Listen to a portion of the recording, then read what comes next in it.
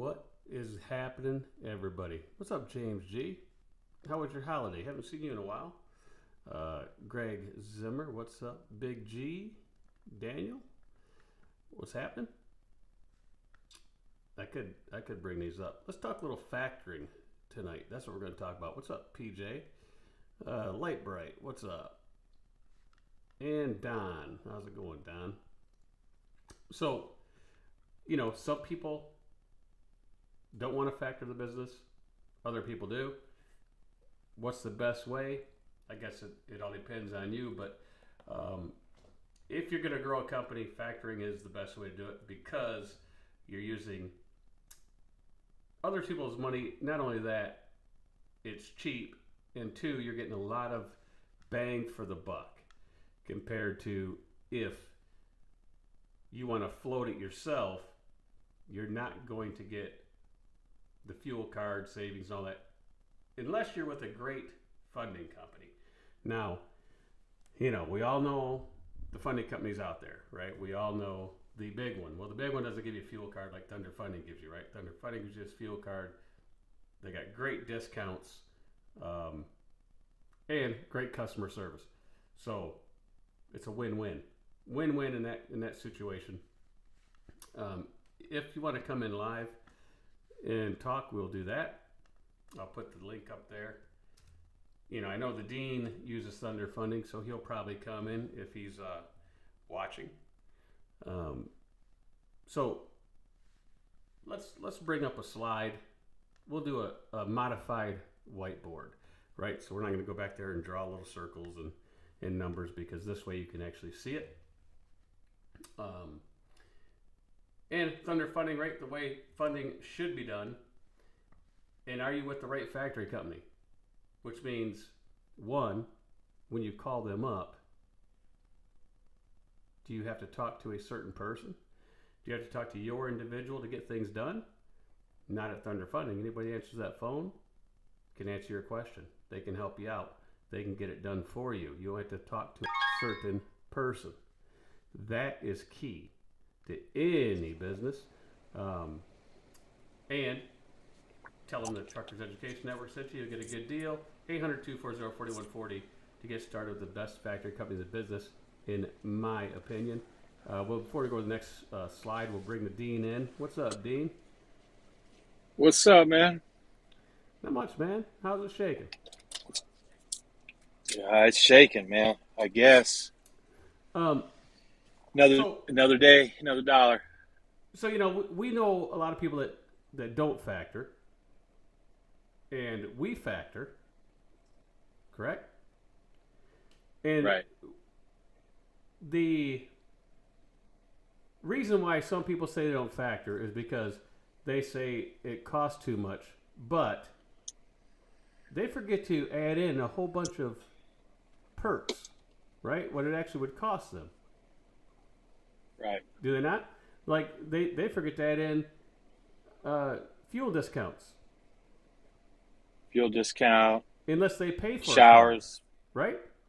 Parking, all kinds. You're right. Time, yeah. Right, and then if they pay for one of these other cards, more than likely they're at a mom and pop truck stop and they can't get their shower, just like you're saying. They can't get their shower when they need to, so what do they have to do? They got to pay for it. Pay for it. And guess or shower on the clock. Right, they're showering on the clock.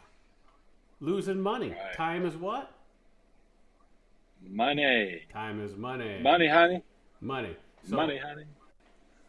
These guys and gals are not figuring in none of that. And not only that, they're not figuring in that whole entity, that factoring company, is now their billings and collections department. Right? Right. They keep Correct. track of it. They do. Absolutely. And if they don't get paid in the 40 days, they are constantly on that broker to try to get that money. To where if right. you're out here running the roads, you don't know if you got that money till you get home and look in the mailbox. That's right. Right? And the guys that say, well, I just use QuickPay. Well, QuickPay is the same thing as factory, is it not? It is. It's factoring without the fuel discount. Right, without the fuel discount, and you have a lot of 1099s out there that you're never going to get. So you really don't know how much, if you're not up on your trucking software, if you don't even use it, like some people don't, how do they even know what they made that year if they're not keeping track? Because those brokers are not sending them a 1099. Yeah, so you better be good at either you better use your TMS religiously, or you better have your ducks in a row, because at the end of the year, it's going to be a pain in the neck. Right, because a lot of them do not send you 1099s. We did over 250 brokers or so last year, and I can count on both hands how many 1099s I got at 250. Wow. Six. Wow. That's it. So that's another thing, right? If you factor everything, like I factor everything through Thunder, right here, boom, factor everything through these folks. You know what I do? I go into my account and I can say exactly how much money. Right? Right. So when it comes tax time, my number's right on the money. Because, well, one, I'm using a program too, so, I use the trucking software. But I also had the funding companies as a backup to show me exactly how much I funded. And not only that, we get a good fuel card for free. Part of the perks. That's right. Right? And not only that, that's right. I don't know if you know this, Dean. I know you talked to them up there. That's 3 generations of trucking. So they have broker experience up there, insurance experience up there, trucking experience. So if you have a question that really doesn't pertain to funding, but something else, like brokers and things like that, they can answer the question. That's right. That's valuable. It is valuable. Right? It is, for sure. You look like you ate a little too much for dinner.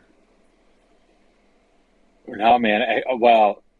I just had like a half a pint or half a pint of ice cream. Man, I was fiending for some ice cream. Those who know me know I don't mess with my ice cream because I love my ice cream. There's an ice cream at this TA. What the heck, man? But they had one left in there, and I said, you know what? So I sat back there watching a YouTube video back there on China, and I ate like half the tub. I'm ready to pass out. Just call 911, man. It's something happened. If no one's ever watched those videos, what the Dean's talking about, I sent him a couple of videos on YouTube about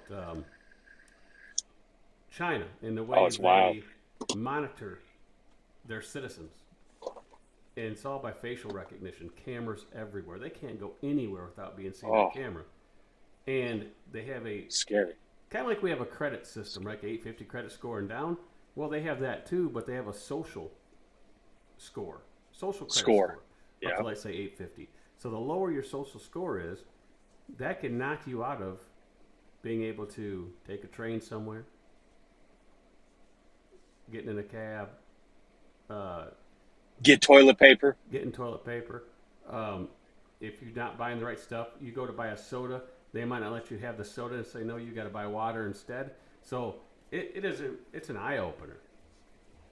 It makes you wonder why all the cameras are now in the streets around here. Right. Makes you think. It makes you think, don't it? Makes you think. What's really going on? Could you imagine that if they did that here? You go into the subway and you go to buy your little ticket or whatever, and it says you're not a good citizen the last week, so you can't ride. You got to walk. Yeah, so you and I talked about it last night or today. It will help crime. I mean, it does do that. And even the folks in China acknowledge that. The problem is what else is it going to lead to that's not for the benefit of them? Like, is there something nefarious going to go on at some point? Probably, right? Just like anything. So, yeah, it's scary. See, Michael Dow knows. He's seen it. The surveillance systems in China are mind blowing. Talk about Big Brother. Oh, they are. They are. If you ever watch those videos, it would. Some people wouldn't even say, "Wow, they can actually do that." Yeah, they watch every single person. And they can pick out somebody like at a football stadium in real time and alert the police in real time and say, Right. "Hey, this guy's here. Go get him." Right. Woo, it's crazy. All right, so we'll go to the next slide while we're sitting here talking. We'll move on here with some funding stuff here. So factoring and non-factoring, here's the differences. If you factor, it increases your cash flow, does it not, Dean? It does, for sure. Because you're not waiting 30, 40, 50, 60 days to get the money. Right. And all of your fuel is not sitting out there on a credit card or, just out of your bank. Right. And it frees up your capital, right? Frees up capital. Yeah. The factory company is now your billing department, so you don't have to pay somebody. So the larger company you grow to, you don't have to hire a billing department. Somebody to do it. They're still doing it. They're also your collections department. And you have a more leverage on collecting the bill compared to yourself. Yes, you can file against the bond and all that stuff. But before it even gets that far, factory company has more leverage than you do because they can hit their credit score. Correct? That's right, for sure. You can't put it in the system, but they can. So Right. if you don't factor, you have decreased cash flow, you're limiting your capital, you have a lot of time consumption for billing, collections, and you have less leverage on collecting. So your time is money, so you got to factor that in there. What else you could be doing with your time to make the money that would more than well pay for the factoring cost? Book loads. Yeah. Yep. Nomadic Brit, man, listening to us in the 80s. Look at that. He is getting it down, ain't he?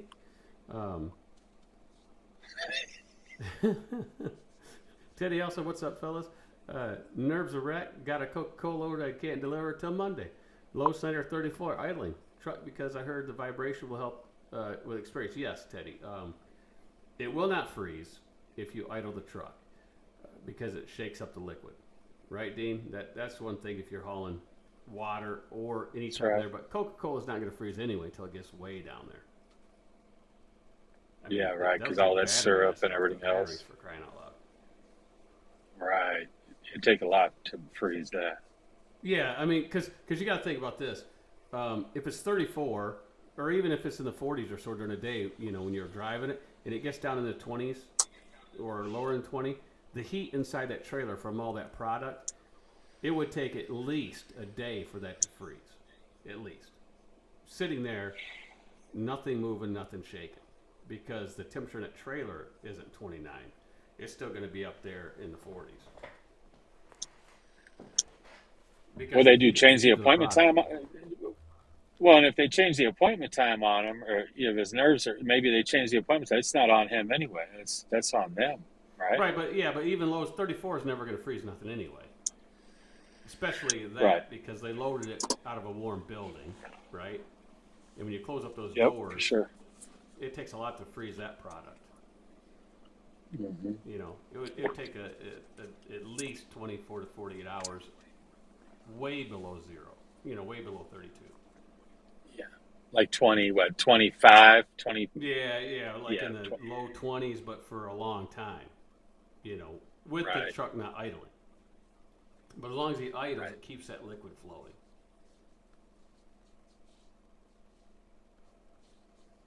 Hair bands made England great. Yes, they did. Wasn't White Snake? Wasn't that a England band? One of them, yeah. White Where's that? Snake or what was the other one? Might have been. Right. Might have been. I think you're. Well, Daniel, at 32, water is not going to freeze. If you take your water bottles and if you ever haul a lot of water, like I do, because the plant's not far away. Even in the winter, I haul the water because as long as you keep the truck idling, it will not freeze. Because they still put it on the van trailers. If they're afraid of it freezing, they wouldn't put it on the van trailer. Correct? They just tell you to freeze protect it, right? Which means you have to idle. Now, would I haul the water if it was below zero all the time? And was it going to get above 32 anytime today? No, I wouldn't take the chance then.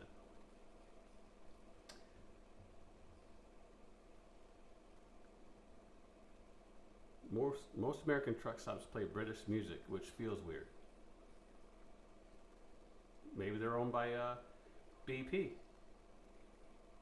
The Brits. Hey, we got jokes, you know, right? We got jokes.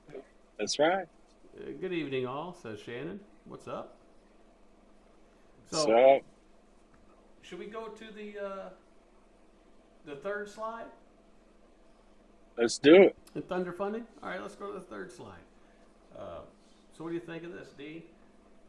You get around 3%. You can always negotiate, right? When you first start out, most companies are right around that 3% mark. You can negotiate, try to get a rate, you know, that would make you feel better. It is non-recourse. Now, non-recourse means if that broker goes bankrupt, then they're not gonna come and collect. But if the broker just doesn't pay, then everything's recourse at that point. Free fuel cards, but of course they don't pay. They go after the bond, right, Dean? That's right. Free fuel cards. Here's another good one. Free broker credit checks. How important is that? Ooh, that's worth a lot of money.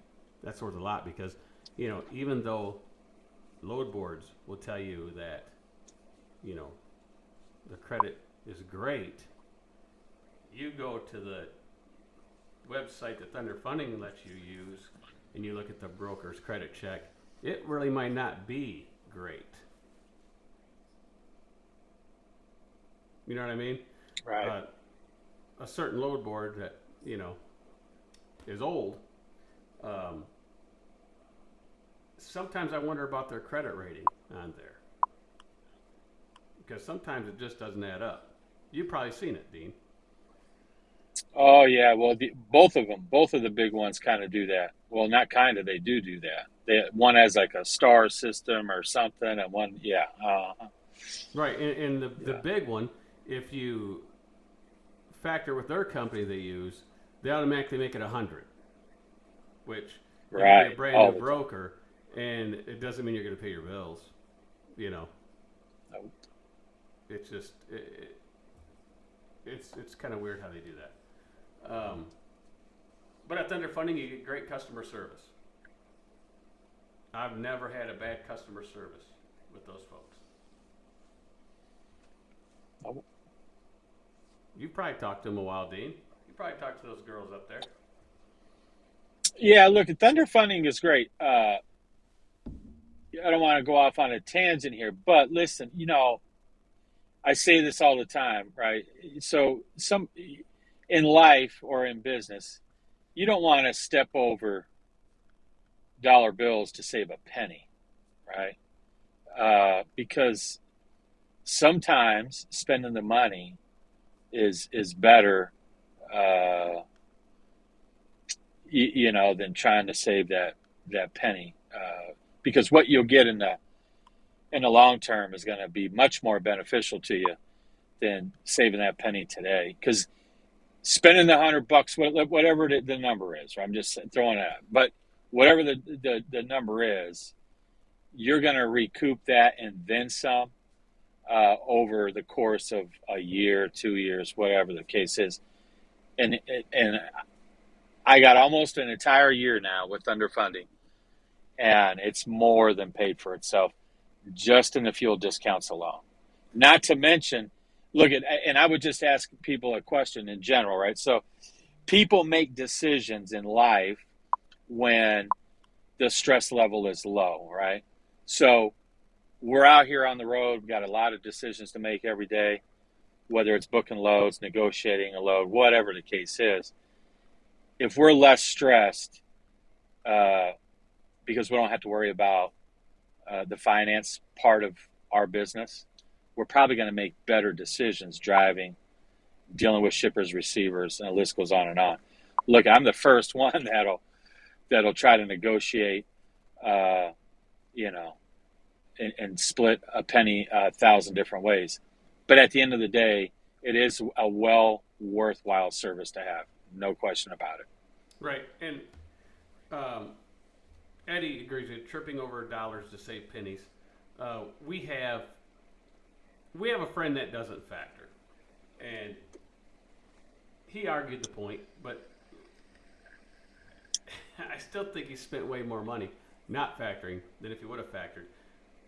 If you add everything up, right? If you add it all up, yeah. Plus, he's at more and risk look, because he's betting on someone to pay him that he's never met, right? And he's just now starting to do business with. Never met these individuals or these businesses, but yet you're gonna let them hold $5,000 or $6,000 of your money for 30, 40, 50, 60 days. Right. It's a lot of risk. It is a lot of risk. And not only that, but it's just a big pain in the neck. Like the last thing you want to do is chase money, regardless of what business you're in. That's the worst. That's a colossal waste of time. And again, time is money. So Overtax Dave says, we sure like the credit checks. It saves time. Yes, it does. That saves time. And it's just one less phone call you got to make when you're trying to book a load. I mean, you still may end up making the call, but at least it's not for somebody that can't get approved. Michael Dow says, Jeff, you've been in business now 5 years. About how many brokers do you consistently deal with? If you have about 10 good brokers on a regular basis, you'll always be in the black. We deal with hundreds. And I do carrier packets still to this day, 3, 4, 5 a week. Unbelievable. So I think kind of what he's trying to say, and I may be wrong. You're right. Go ahead. I know what you're going to say. Go ahead. Yeah. So look, I in transportation, I don't agree with the whole relationship building in transportation. I've had many brokers tell me just over the last couple of years that I've had this truck, I got you, or next time, or the next time never comes around. And I would rather just go with who has the best rate today, to be honest with you. And I look at it like a commission job, right? So as an owner operator, this is 100% commission, right? So you call and you make your calls, smile and dial, and negotiate the best rate you can get. If that's where you want to go, you pull the load. But, and other people will argue with me and say, well, one thing or another. And I understand both sides of the coin. For me, I'm not the guy that's going to believe relationships are the thing. And I just look at you, Jeff, with the amount of contractors that you have. Most guys bounce around from broker to broker to broker. So I don't know. That's just my 2 cents. But I don't even know if it's right. It's just my 2 cents. I don't know. To go on the slide real quick, they have great customer service, which is key. I'll pay extra for customer service because that way I know if I need something, it gets done. I won't trip over that, that dollar to save a penny when it comes to customer service. That's for sure. Anyone can help you with the problem, and they only have 90-day agreements. Like the big conglomerate, they'll lock in for a year and you're done. You're pretty much done, right? Because you better pick. And here's the thing about trucking and factoring. you better pick the right company the first time, because if you have a lot of receivables and that number gets way up there, it'll be hard for you to get out of that contract. Even though another company could come in and buy that out, they probably won't, because it'll cost them a lot. And if they buy it out, usually it costs you that fee again. Isn't that how it works, Dean? Yeah, right, correct. Yeah. Right. So let's get to a question here. I seen Teddy Hall had a question, so Dean might have an answer, and I got one too. He's factoring every load through Thunder. What app are you guys using to submit bills? I am having trouble with rate cons being links, not PDFs. If I'm not With mistaken, rate cons when being I linked? get a link, I click on a link, and then you click accept, and you sign it, right, if you're talking about one of those links. But they usually always send you a PDF in an email again.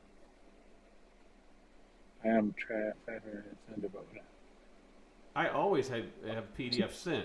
Like if you get a link, Teddy, and let's say it's Axel Logistics, they send you a link.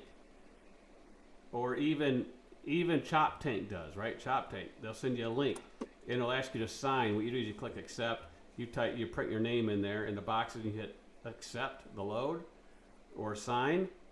They always send you another rate con to that same email address. It might be 5-10 minutes later, but you get the actual rate con in a PDF.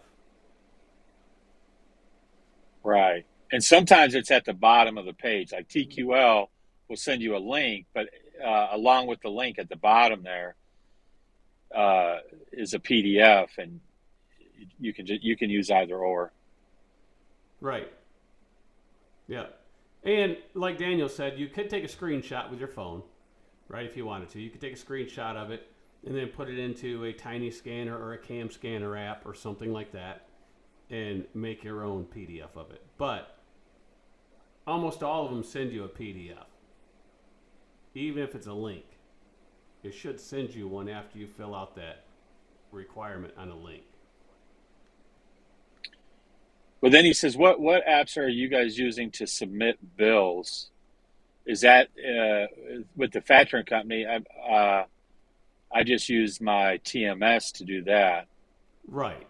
So if you're using Trucking Office, you could submit everything through there, through the email. If you're using another TMS like Axis, you can use them and send that through. So all TMS softwares will probably have some type of invoicing system that you can send everything through. Is that about right? That's right. You're right, Jeff. Yeah. So, and if you do it the old-fashioned way and you don't have a TMS system, then what you have to do is you could use Adobe, and you'd have an invoice template, right? Let's say Thunder gives you invoice templates if you don't have that, and you could fill that out. And you just take a snapshot of that, snapshot of your bill, and snapshot of your rate con, and put it all into the cam scanner or tiny scanner as a one PDF and send it to them. If you don't use But Jeff, let me say something real quick, if you don't mind. So if guys don't have a TMS, right? Right. Look, at get a TMS, right? And I'm not sitting here saying what I say is gospel, but it's peanuts.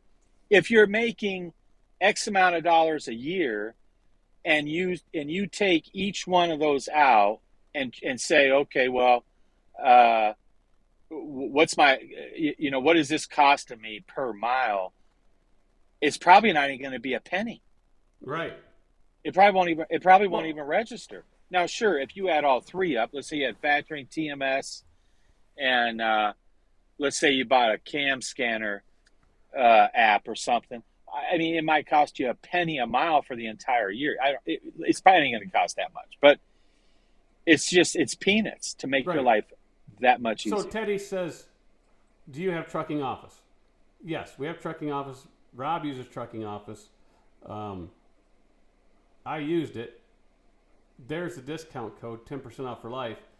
you got to have some type of software. Single truck, couple trucks, trucking office is great for that. There's the code. And it'll run you just over $30 a month, but it's pennies when you look at the whole scheme of things. So if you have one truck, you're around was it Rob, like $32 or something? You know, for trucking office off.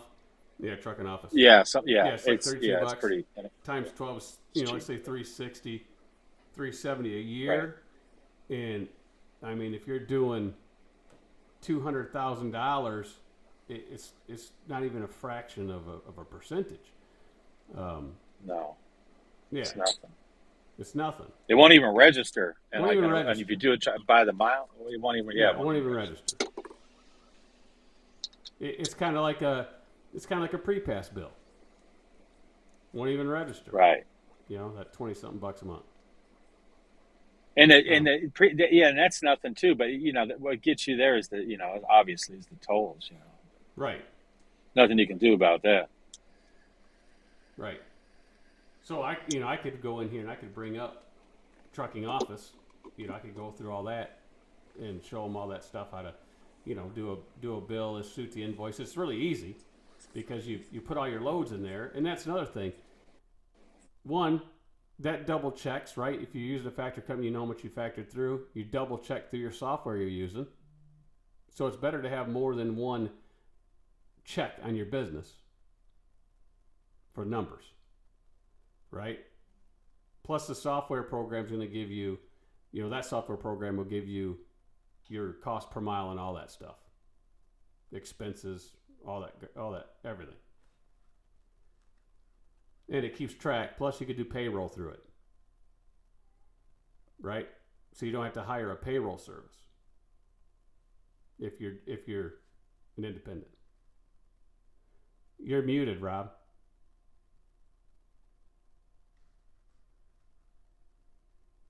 The dean is off. He's off the rails. Still can't hear you. You're off the rails. You just keep on trying. All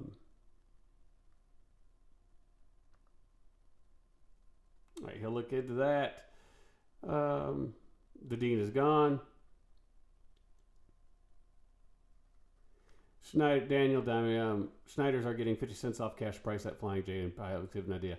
We're getting anywhere from 50 cents to $1 off at TA and Petros. His earbuds died, said Eddie. Are you in the truck, Eddie? How do you know? Just got my bill, $57 a month for TMS with extras, trucking office. I had add-ons and cloud storage and IFTA and so forth. Plus, you got more than one truck.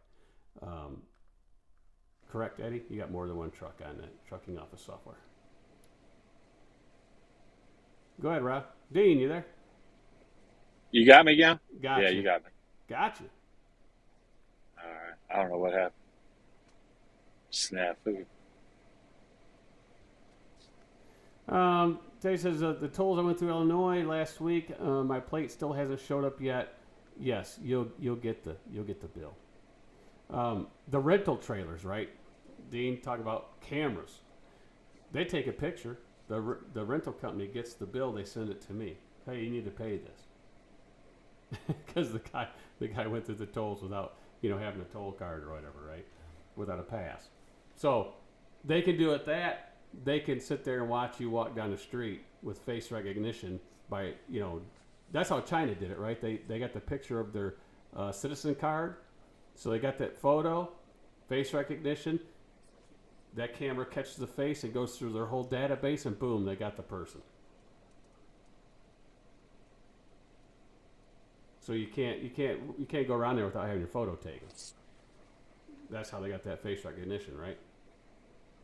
That's right. I heard when you go into stores too, some of these big conglomerates when you go to the registers, they're saving your face. Right.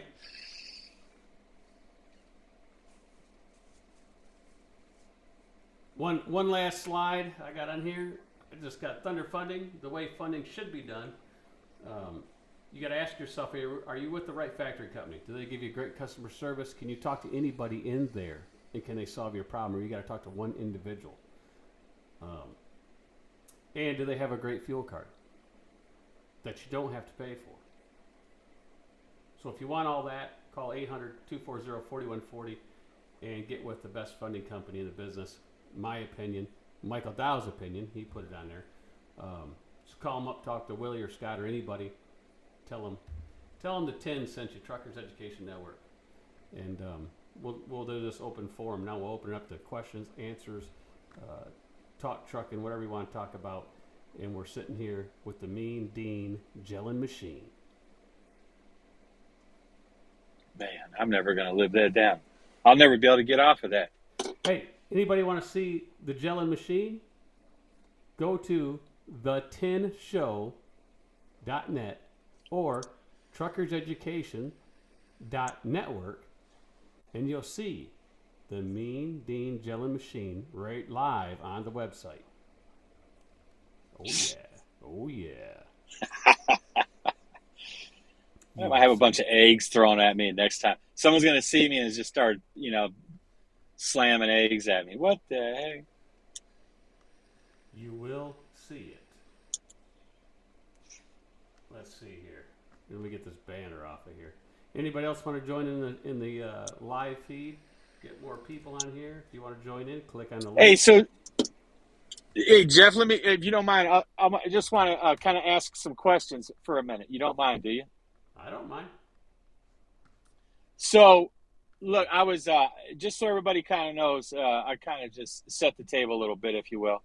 So, when we're out here trucking, we got a lot of time to think. I appreciate that, Jeff. Hopefully I don't get eggs thrown at me now. But we got a lot of time, right, to sit out here, behind the wheel and think and all that great stuff. And so, I was thinking the other day, and you see all these billboards in Missouri. You see there's a electronic sign not far from Springfield, Missouri, on the 44. Anyway, it's always lit up with political stuff. But anyway, so I just was thinking. But the best form of advertising, and I'd be curious if anybody knows, let's say you're in business for yourself, what is the best form of advertising? And a lot of people that watch your channel, they either want to buy a truck or grow their business, do different things, right? And that's so when you're around people that want to do bigger and better things, that's pretty much what they think about, right? They want to buy trucks or do other things. But the best form of advertising, and I'm kind of going back to some of my old school stuff what I used to do, right? But is you, right? Walking and talking. And the more you listen, you are going to talk to more people. Now it's hard in the truck, right? But think about it. If you want to advertise, a business card is one of the greatest ways to advertise. People say, yeah, but they throw them in the trash. But if you take a business card and you just write thank you on the business card, many studies have been done. 80% of the business cards that you write thank you on will not get thrown away, right? They'll stay in their wallet or their pocket for another 2-3 weeks. But those 2-3 weeks that they still have it in their wallet could be the customer or client that is looking for your service, right? And so one of the things that you really have to do when you're trying to grow your business, you want to use anything you can get your hands on to get your name out there, right? Because that's what's going to help grow your business. So I'm getting to my point. But if it's really about growing your business, everybody's going to know because that's what you're going to talk about, right? And you do it all the time on YouTube. Others do it all the time on YouTube. But if it's truly about growing your business, then we're going to share our knowledge with others to hope that they either do just as well or better, right? Because as we get more mature in life, I don't know if it's just, the old guy syndrome or I wish I would have done this or, because I try to talk to others when there's an opportunity. And I would love to see them do better than what I've been able to do, whatever it is in life that I've done. But I came up with this, and I thought about out of the clear blue sky, I guess, and I sent it to Jeff earlier.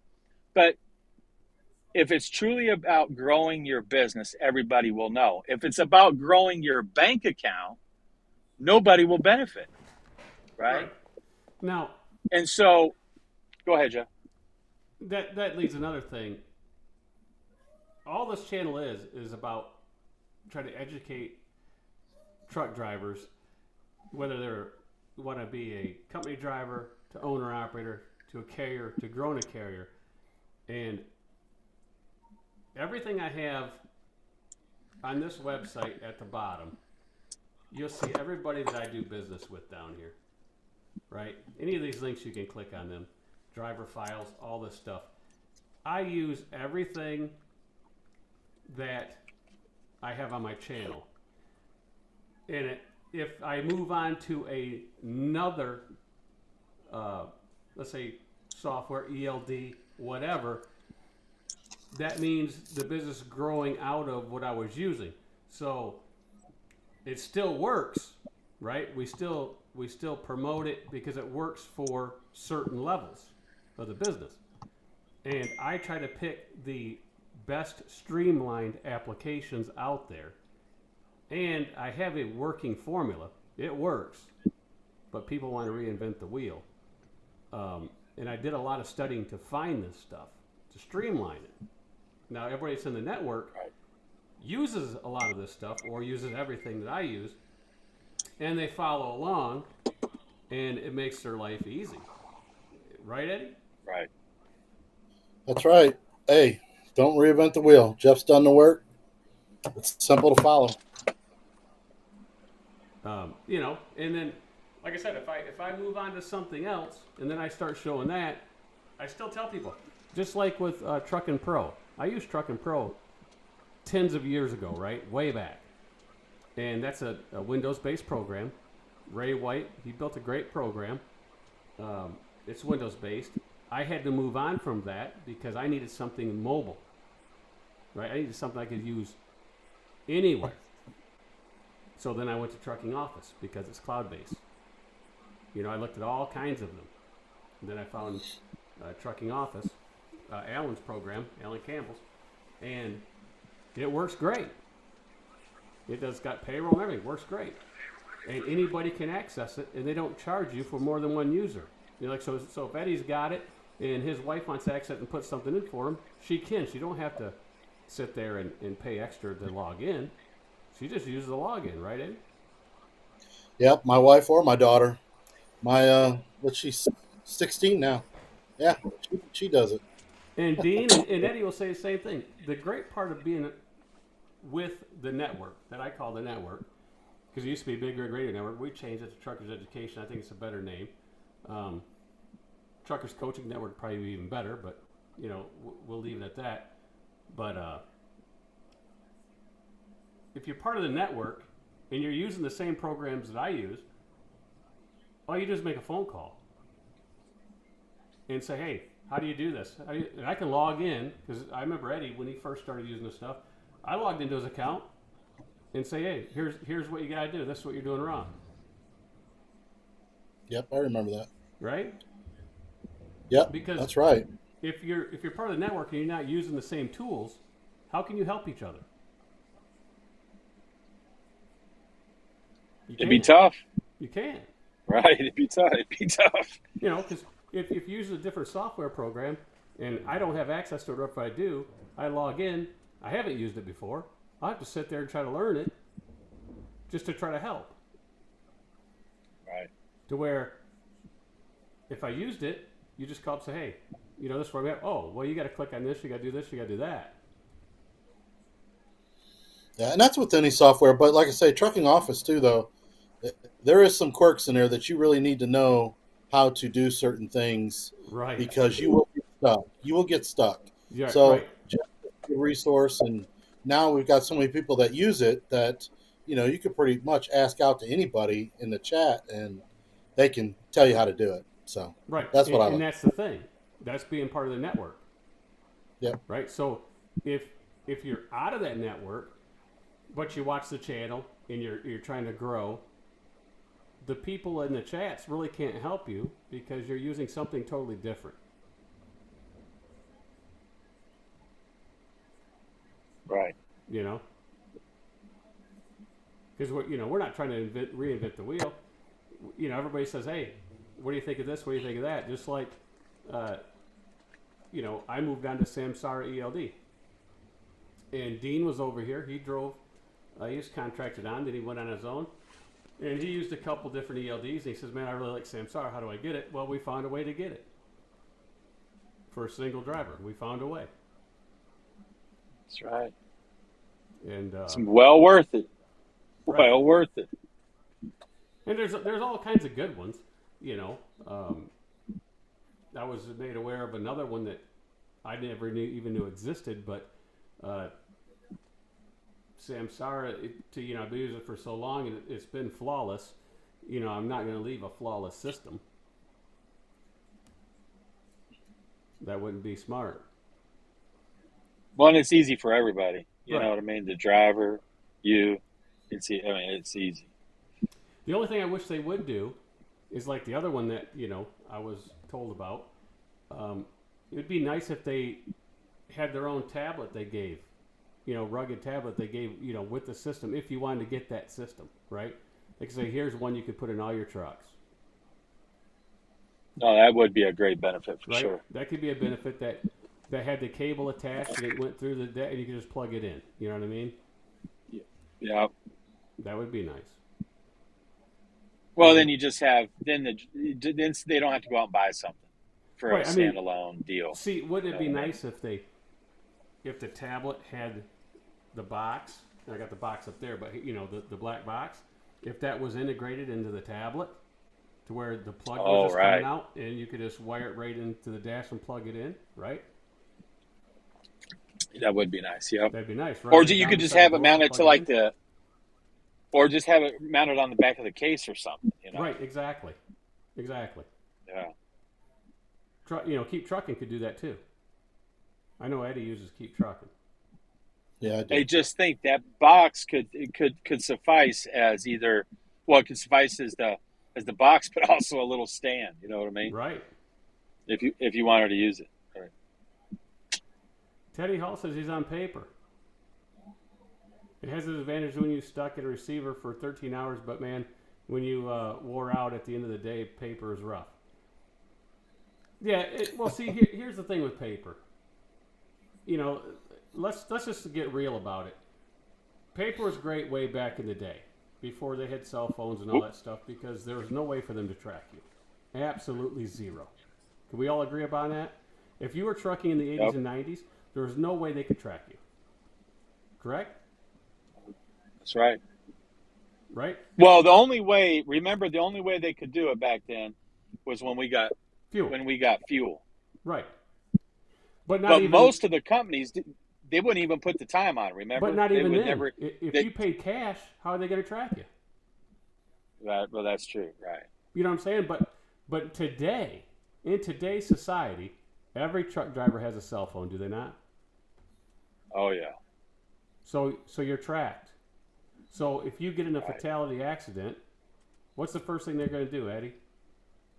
Oh, yeah. They're going to be pulling those records and GPS off of that. I mean, yeah. So if you cheat on let's say a paper log, and you get a fatality accident, you're going to prison. You're going to prison. Yeah, you are not getting away with it. But even if you don't have a phone, you got your pre-pass, you got all the cameras at the scale houses when you drive by. I mean, they're going to find you. Look, we gave out, hold on a minute, Teddy Hall. We just gave out a bunch of Moderator wrenches. Look, it's the holidays. Nomadic Brit, he was sitting here, he was crying, but he's a Schneider guy. So, Schneider guys touch, they're right there in your heart. You know what I'm saying? You got to bleed orange, so we got to give the orange guys some credit. We got a Jason Hallmark family, moment going on YouTube. What? I said we got a Hallmark moment going on YouTube. Right, exactly. Hallmark, baby. And that's like the driver files program, right? Because some TMS software has driver files in them, but it's not as good. They don't have the one-click stuff. I mean, who all here uses the driver files program? I do. Is it not easy? Yeah. When you hire You somebody? got drivers. Oh, yeah, that's right. Yeah. That's awesome, right? It's a checklist, and you can't go wrong. As long as you check all the boxes, you can't go wrong. You can't go wrong. Can't go wrong. And did you guys fill out the Pennsylvania thing to get a number for them so they could do the driver, so they could do the license checks in Pennsylvania? No. Oh, you guys didn't read your emails, did you? No. Help us out. Robert, you got a wrench too, so you ought to feel nice and blue now. I only got like one or two members of my channel. Not many people join. You know, hit the join thing, the membership deal. I think I got like one. I'm not that good. Oh, I just give it all away for free. Because I like all you guys. You know what I'm saying? We got to come up with some So drinking enlighten games. us on the Pennsylvania. Hey, you know, I got a Christmas gift coming in the mail. You know what it is? What is it? Yeah, see Shannon. See, look, Shannon is my only one. Look at. I got to make her a moderator. You got to be a moderator, especially if you're going to be the only person that joined. Well, I might have two. I might have two now. But someone has sent me. I'm not going to say who it is. 300 rounds of 5.56 or 2.23 actually. Wow, that's a good gift. That is a good gift. Because you know what? You know why it's good, Eddie? Tell me. I'm looking for this. You got to go out and buy a brand new weapon to shoot all them rounds. Why put it in an old one? Why not get another one? Right? Look, Shannon give me an elbow bump. See, a flintoid, right over there by the truck and bus plant. And the dean's sitting down in Indianapolis, eating 10 bowls of spaghetti and eating ice cream on top of that. Man, I wouldn't want to be in your truck tonight. Oh man. So, what is the Pennsylvania thing that we need to know about? I'm looking for it. Oh, go into the driver files and click on Pennsylvania. Pennsylvania's changed the way to get driver records. You cannot get a driver's license check there unless you have a security code, and they only give it once you fill out an affidavit so you're authorizing them to pull that record for you. They changed it. Do you see in there? Here, let me go to the file program. I'll tell you where it's at. I was looking at my email. Sorry. Is this only if they live in Pennsylvania, or is this anything? Yes, it's to pull the Pennsylvania. Oh, okay. Well, that's probably why I didn't look at it. Exactly. Did you find it?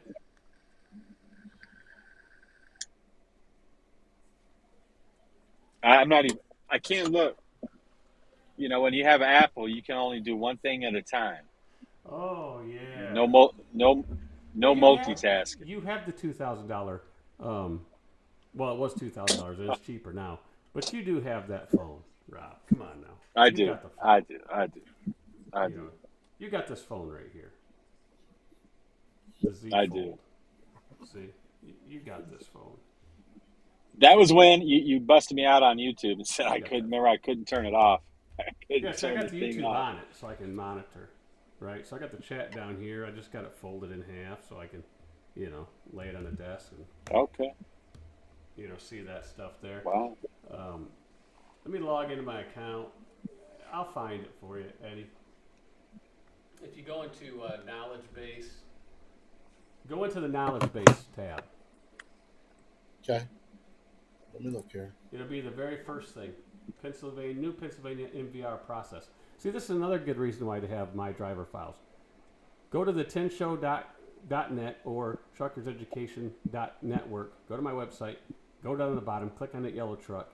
Sign up for the driver files if you're owner operator with your own authority, and to keep track of your driver file. And if you're going to grow a carrier, did you see it, Eddie? Yeah, this is all the way back from 2020, or is that? Yes. That's what I'm seeing. You didn't read it, but this is what you have to do. Okay, Right? I see that. Yep. It could take 4 to 6 weeks. Yeah. Yeah. So you download the affidavit, you fill it out. Oh my You God. go get it notarized, and then you email it to them, and then they take care of it for you. Well, it says it could take 4 to 6 weeks. Yes, that's true. Yes. So there is a way around it if you hire somebody from Pennsylvania before you get this number, before they get you in there. Okay. Right? And that way is you're going to have someone pull that record for you.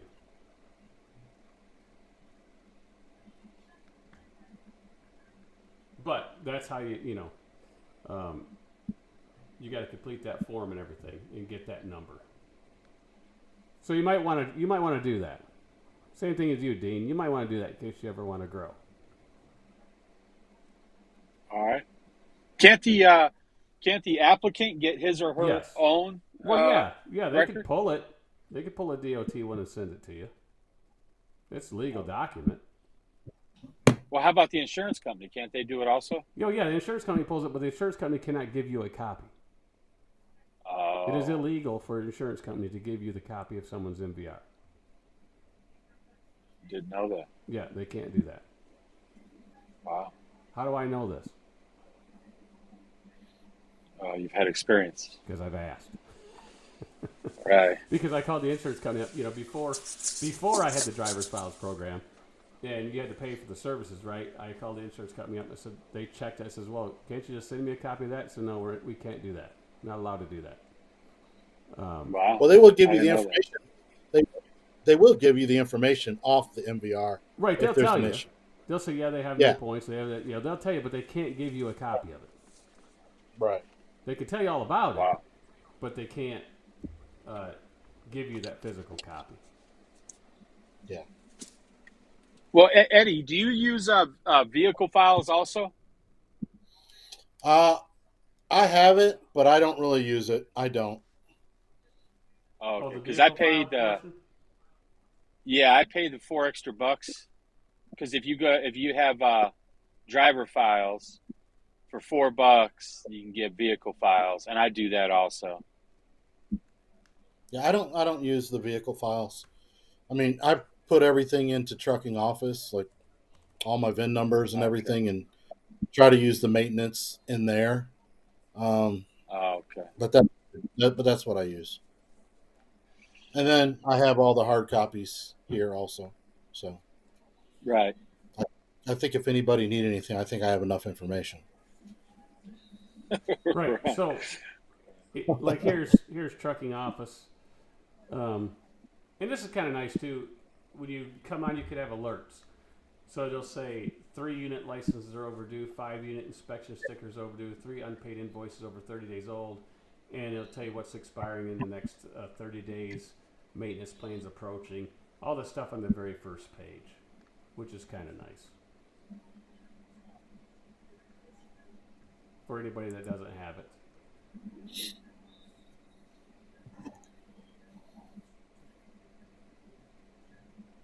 I like Trucking Office a lot. I've thought about switching, but I don't want to learn something. This works, and Right. for what I got, Oh, you'll want to for switch what I though, man. it's enough. It's Yeah, enough. here's some If I was loads. to grow, I'd go with something different, but this works Here's some perfect. loads right here, that I have in here. You can see their dispatch status, and I'll go back through this. I'll do another Trucking Office video soon, and go through invoices and things like that for the guys like Teddy Hall that doesn't have one and is looking at it. We'll go through that and check all that out, and then I'll show a different one too also.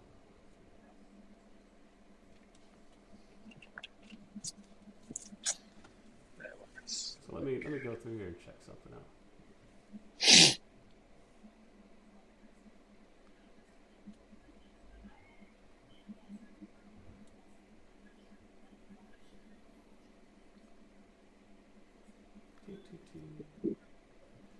How many trucks do you have now, Eddie?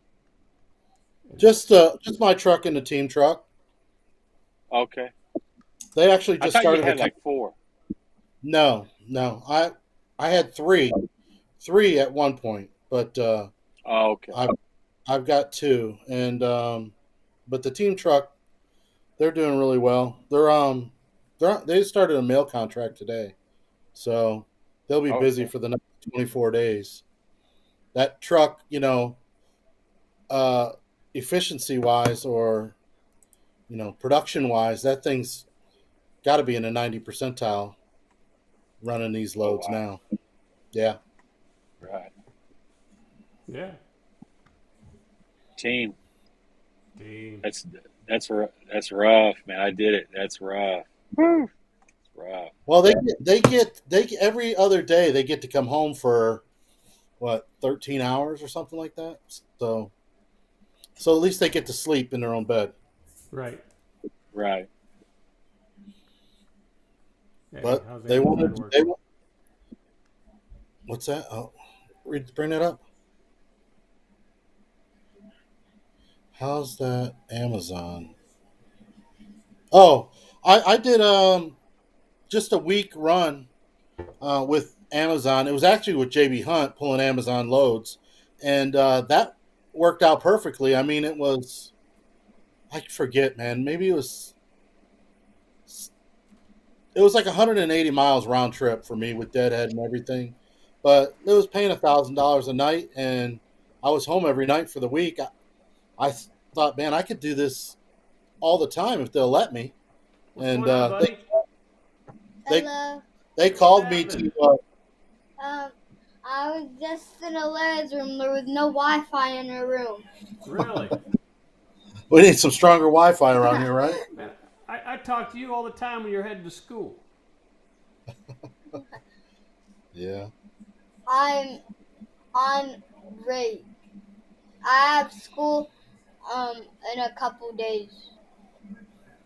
Yep. Isn't that right, Eddie? You be driving and he'll be in the back. That's right. Talking Uber. away. My Uber run. That's right. He'll say, "What's going on, Jeff?" Yeah. That's fun. You been riding that 4-wheeler? Not for a couple. I haven't ride it for a couple weeks. Yeah. Yeah. He's my communications director on the truck. Hey, my communications engineer. Right? When you gonna talk him into buying you a dirt bike? Who? Say you already got one. I already this got kid's spoiled. One. He's got a dirt bike, 4-wheeler. He's got go-karts too, don't he? No Side by go-karts. side? Yeah, he's got a big side-by-side in there. Tell your dad to buy a motorhome to pull it with it. There we go. That's what I need. There is mini races. We talk about that, don't we? Yeah. What, motorhome? Motorhome? Every day. Right. Sell the pickup truck, get a motorhome. Yeah. Yeah, the Dean needs one too, but, he's too busy with the W9. Exactly. Yeah, that's a nice this truck, is my man. motorhome right here. Thank you. I appreciate it. Thank you. Yeah. You're right, Matt K. He's pretending to work today. Dean isn't doing anything. Oh, now the boss came in, and then the dog came in. Hey, Jeff, did you see that comment? Dean pretending to work today. Yeah, I got in here. I'll blow it up for you. How's that? Take up the whole bottom of the screen. That way you can read it. Man. Hey, boss. That is hilarious. Say hi to Jeff. What's going on? Hey, I'm surprised you're not out running the roads. Come here, Cooper. Be quiet. She's too lazy to do that. Here, you want to see what's going on? Oh, she's not dashing? No, that's not. That's my daughter. Oh. That's she's my daughter. She's too lazy to work. She probably plays video games, though. She's got to put receipts in. Oh. That's her. Oh, Look, you're- she just got. That's right. she That's just your shrugged her secretary. Yeah. Where's this guy going? Yeah. I forgot. You told me you pay her $800 a week. That's right. That's right. But that never happened. That's right too. That never happens. We agreed on what did we agree on? Paying her every month. No, it was like $200 a week or something. Right. Yeah, I know. I'm Yeah. just messing with you, Eddie. I'm just messing with you. Well, she knows. She wakes up to. She knows truck and office. Then She does. she does. She knows truck and office. She knows truck how and to office. carrier packets. Carrier packets, all that good stuff. What do you think, Dean? He's got himself a secretary. Well, you got to start him young, right? That's right. What about your Kardashians? Man, the Kardashian twins. Whew. Man, I don't know. I don't know what I'm gonna do. That's where all this gray hair comes from. Look at this. New CEO of Starbucks. That is hilarious. Sandman would be all over that. Alea's wearing a beanie, a minion beanie. Yeah. Look, And it's- Shannon's trying to tell Dave over Text Minnesota how to join. Next to the subscribe button says join. But Dave, don't hit the top one, right? You don't want to hit the top one. You'll have to actually get out and drive the truck if you hit that join button.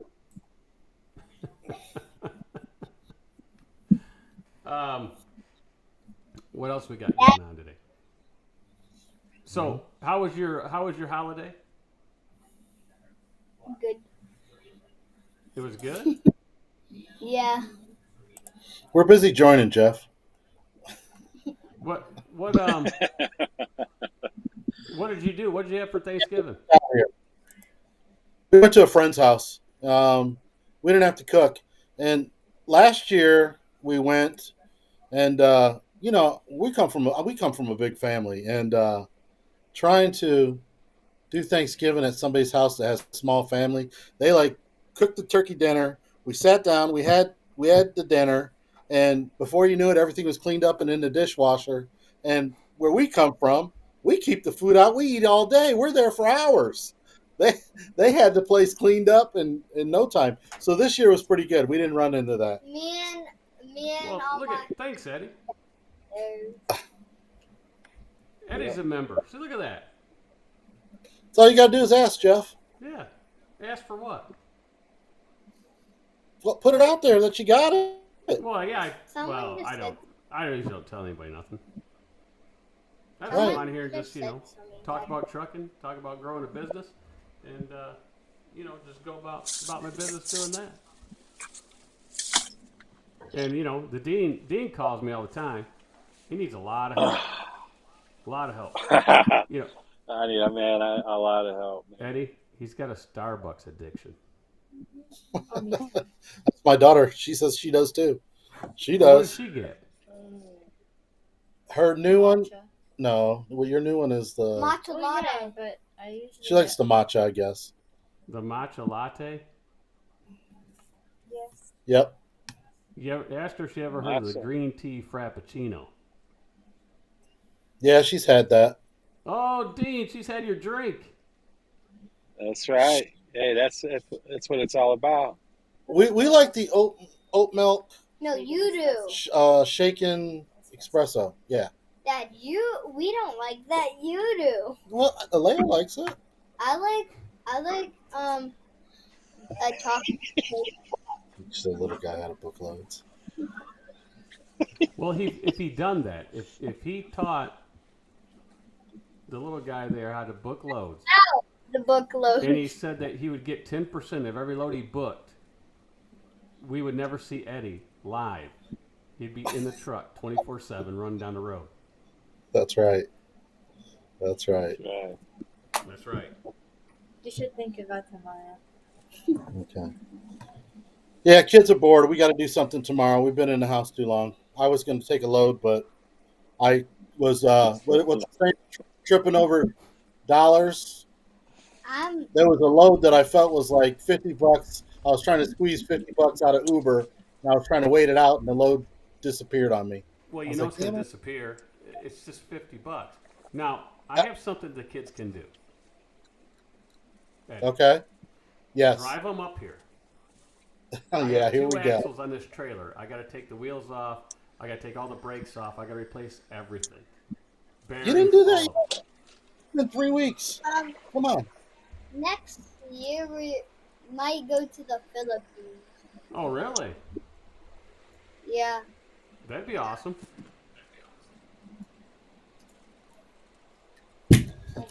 Ooh, is Yep. he okay? I'm okay. My phone. It dropped. I thought he hit his head on the table. Nope. He's still alive over here. Don't worry. I'm not in a coma. I'm not in a coma. Hey, Starbucks is for liberals. That's what Snorlord said. I saw that. I see.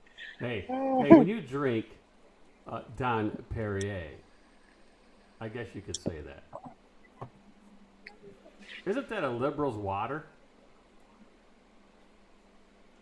No, the Perrier. Yeah, you can make a case for that. I remember. Make a case for it Man, now. Perrier goes back a long time. Perrier water. It does. That's Snorlord's Wow. water, ain't it? Yeah, that's Snorlord's drink Yeah. of choice. Yeah. Yes, it is. Hoity-toity. Instead of $high water. Hoity-toity water. Hoity-toity. We go. Yeah. Is that what we're doing? Hey, how about that? How about that smart water they got? Like, what makes it so smart? What makes the water smart? I don't know. What the heck is smart water? So, Smart water.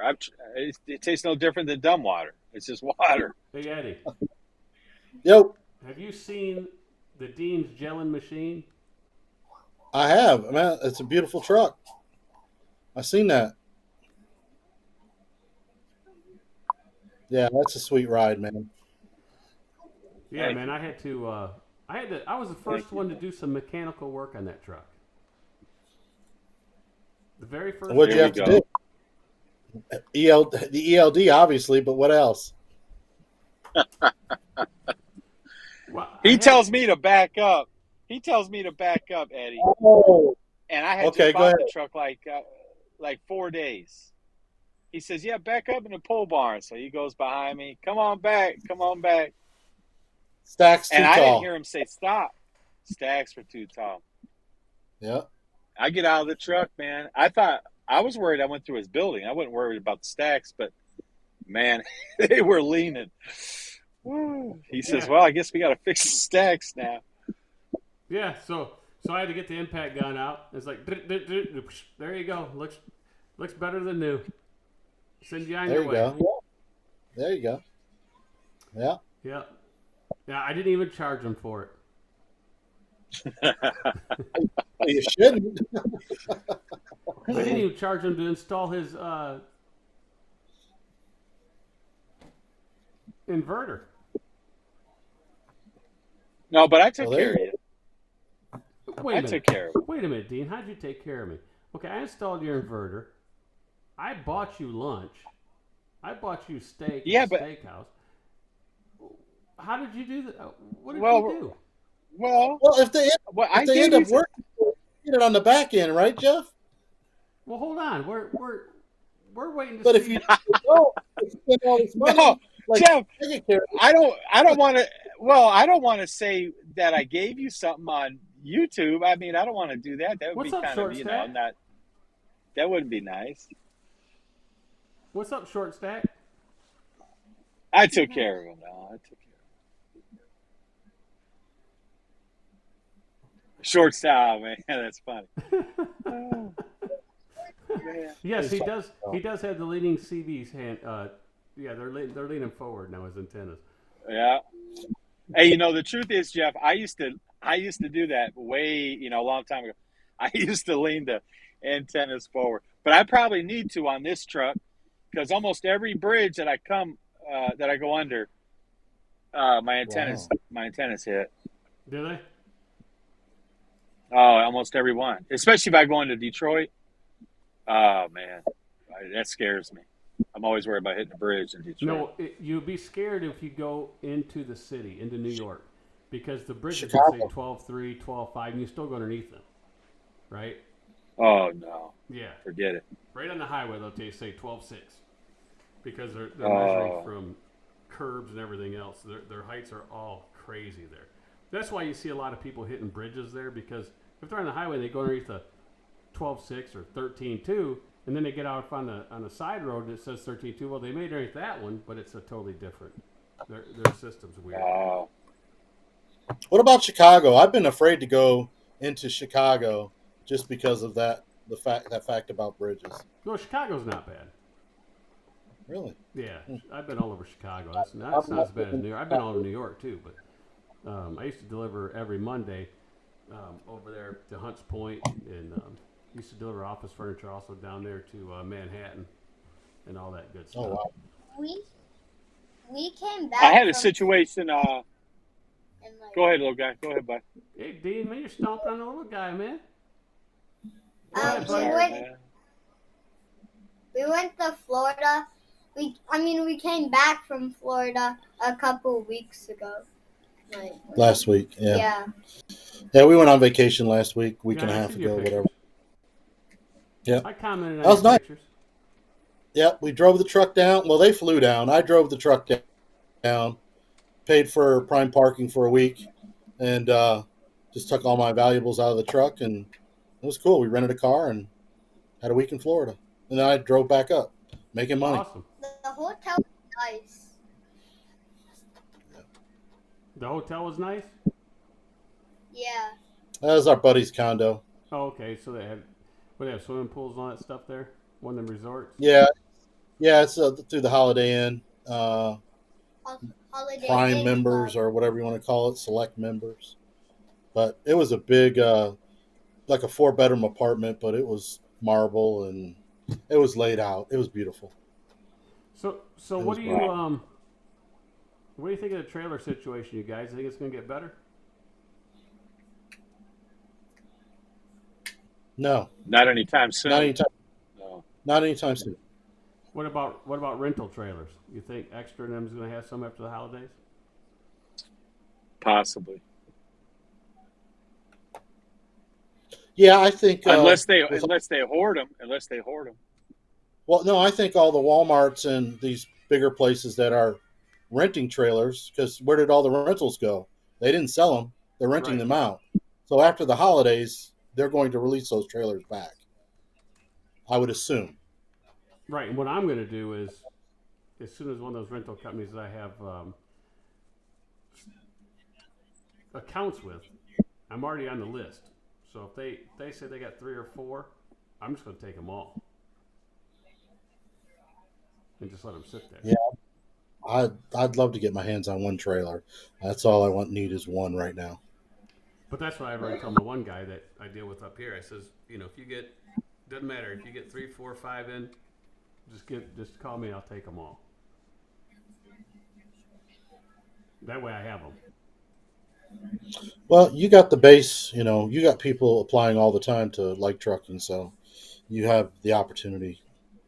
If you got the trailer, you can put a driver underneath that trailer. That's good. I need about 15 of them. You know where I can get 15 trailers? I don't want to pay $90,000 a piece for them either.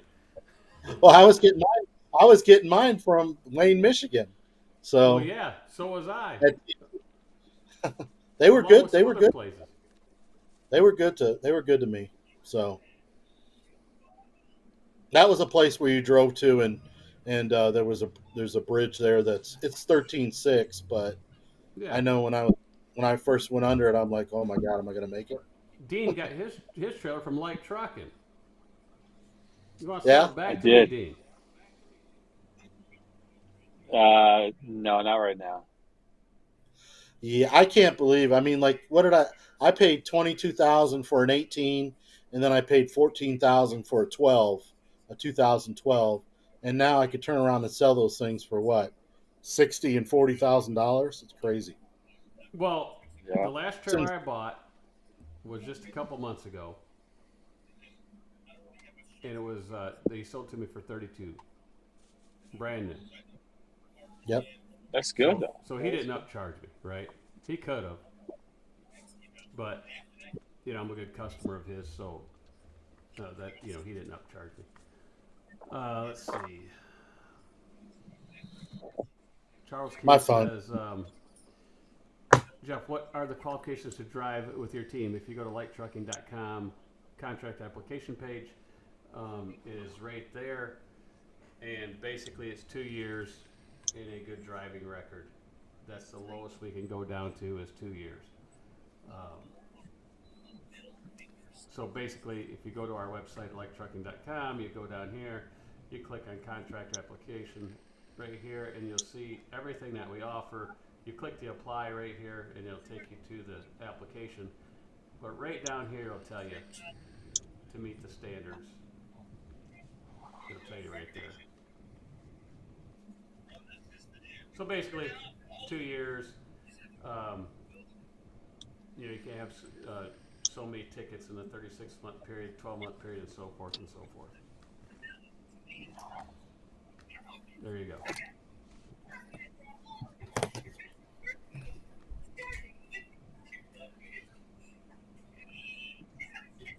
What's up, Dean? You got you're number one now. Oh, we lost Eddie? No, Eddie's here. Oh. He's just in the dark. I'm taking. Hello. You're taking over, little man? Yeah. Yeah, he took over. He took over Eddie's show. So what are you gonna get for Christmas?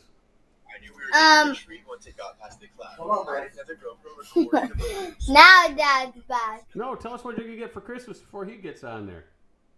I got an RC car. Oh wow.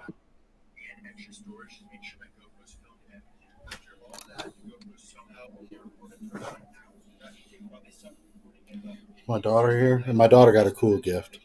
Oh yeah, what is it? We got her one. Oh, I can't tell you because you got ears. yeah, he'll be running right upstairs. I know what you got for I Christmas. know what you got. I know what you got. Give me $20. I'll let you know. $5. Give me $5. $5. Magic number. But hey, I got on here. I came on the video because of you were talking about Thunder Funding, and Evan is my guy through. Well, he's my main contact through Thunder Funding. Okay. But that guy's cool as hell. I mean, he'll reach out, every so often, just out of the blue, and just say, "Hey, how's things going? Anything I can do for you? Anything you need?" I like that, and then we just shoot the shit for a while. But yeah, I like their customer service. Well, At first, I was a little. When a company does that, right? They actually care. They do. They actually care, and that's the good thing. Now, Yep. They'll call the dean up, but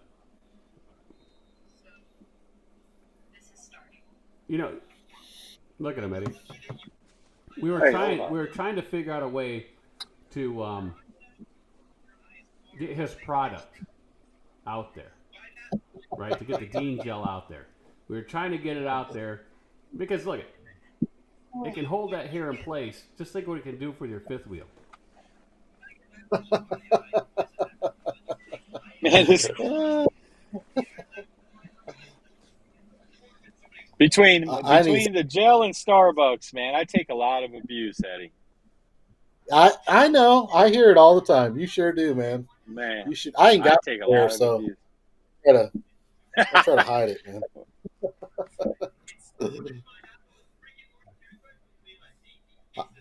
T-Bone.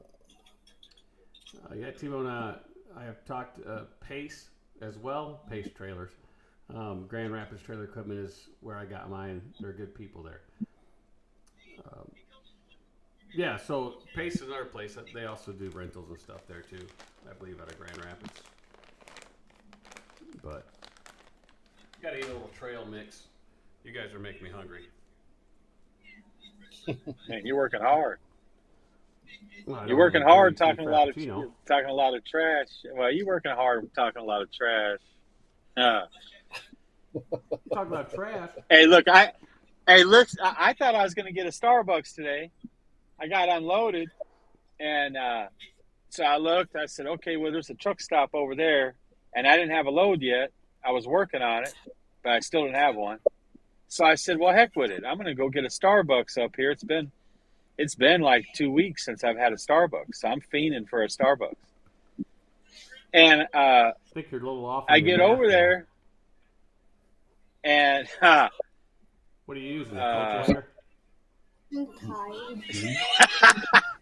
man, and I couldn't get in there. So I was really disappointed. And then they had a Dunkin' Donuts. I couldn't get in there either. So, Dunkin'. Well, you can't take a big truck in there. I mean, Swift does it, well, right? You've seen those videos. Well, I would have walked, but it was too far of a walk. It wasn't too far of a walk. It was just too darn cold. Too far of a walk. Listen to him. Listen to him, Eddie. Would you Look, during Thanksgiving, Dean, or did you go? You just got back out on the road? No, I worked. well, I no. left. I left California on Tuesday, Dean? and Dean, I delivered today.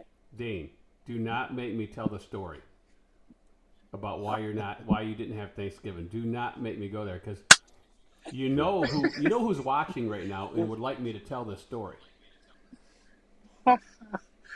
Hey, listen, she already called. Look, Mom, and I so side I with didn't. you, Mom. Oh I no, side not with my, you, the not Dean's my, mom. Yes, he should have took that load to California, got a load to Phoenix, and got a load right back to Vegas, and spent Thanksgiving with Mom and Dad. Yes, he should have. Ooh. Yep. Because I'll never hear the end of it, man. Ever. well, you should have. What are you doing now? You're sitting in Indianapolis. Well, I got a load though. Yeah, but you could. That's why. You could have had Thanksgiving with Mom. Where are you delivering to? Or where? Where are you delivering to? Just up to going to Illinois. Just a little shorty. Oh, Okay. oh, look at DJ. Look at Oh my god, man! I swear, I can't. Put a ring on it. Oh man, Eddie, do you think he I'll should buy a never hear ring? the end of it. No. No need for a ring. No need to marry that gal? Nope. No, I didn't She's say a really that. nice lady. How long you been with her? 2 years. Give it another 3. Put that 5-year mark, then you really know.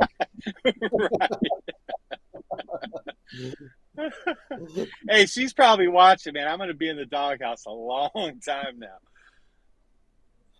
Well, I thought you bought the ring like last year. That's what I remember. I remember. Yeah, it was actually this time last year. It was October. I was driving, and there was quite a few guys on the party line, and you were talking about this ring. I remember that. No, still hasn't bought it. Oh my goodness! See, you got the oh my goodness from Eddie. What was it, $8,000 ring or something? Wasn't it like an $8,000 ring? No, that's Is that right? Oh my god! try 7 times that. Oh, Oh man! Dean's a big baller, man. The $4, ring he wants to buy her would be like going out right now in today's world, buying a 2013 Great Dane trailer. No way. Man. Yeah. Yeah, 45, I'll 50 marry you. grand, something I'll like marry that.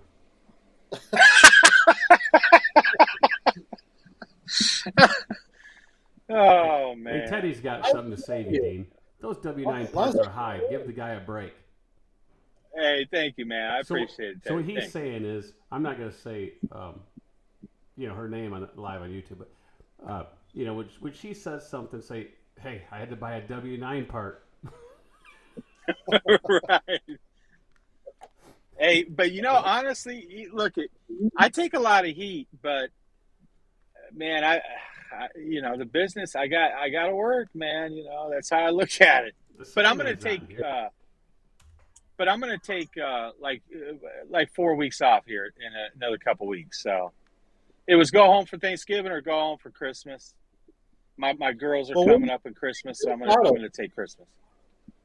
where are What's you that? based out of? Where are you based out of? Missouri. Okay. Yeah, he lives by Snorlord. Yeah. Yeah, not too far. Well, yeah, 150 miles. 150 or so, miles. They go golfing together. They go deer hunting. It's a Missouri thing. Yep. yeah. Oh my God. You got to give up that vaping too. That's bad for you. I know. It's terrible. Then Hey, why at you least I doing quit it? smoking, Jeff. Then why are you doing it? Well, I quit smoking. I got to No, do you're still something. smoking. Can That's I a get form of smoking, is it not? man? Listen. So Eddie, help Is me there out. I nicotine in can't. there? I get. Yes. It's worse than cigarettes. Nick- That right there is. Oh my God. So I can't drink. I get heck for drinking Starbucks. I get heck for my gelling machine, and now I can't vape, man. What am I gonna do? Put a little more whipped cream on your frappuccino. Man, I quit smoking. geez. I quit cold turkey, but only because I got the COVID when COVID wasn't COVID. I think I think 2019. What was that? 2020? 20. I How can't long? remember back 20 then anymore. Yeah, so Well, it was in early 2000. 2020. No, Yeah, it was still 2000. It was 2019 when I got sick. it was like It was like, December, Oh. November, December, wasn't it, Eddie? Yeah. Yeah, and I got Yep. sick around February, Yep. and they didn't even say nothing about COVID until like sometime in March. Yep. That's right. And I think I was So- like Right. the end of January or That's something. what caused me to quit smoking. No, I was smoking a pack and a half a day probably. My kid's been on me about quitting, and I always said I was going to try, but once I got sick, man, that was it.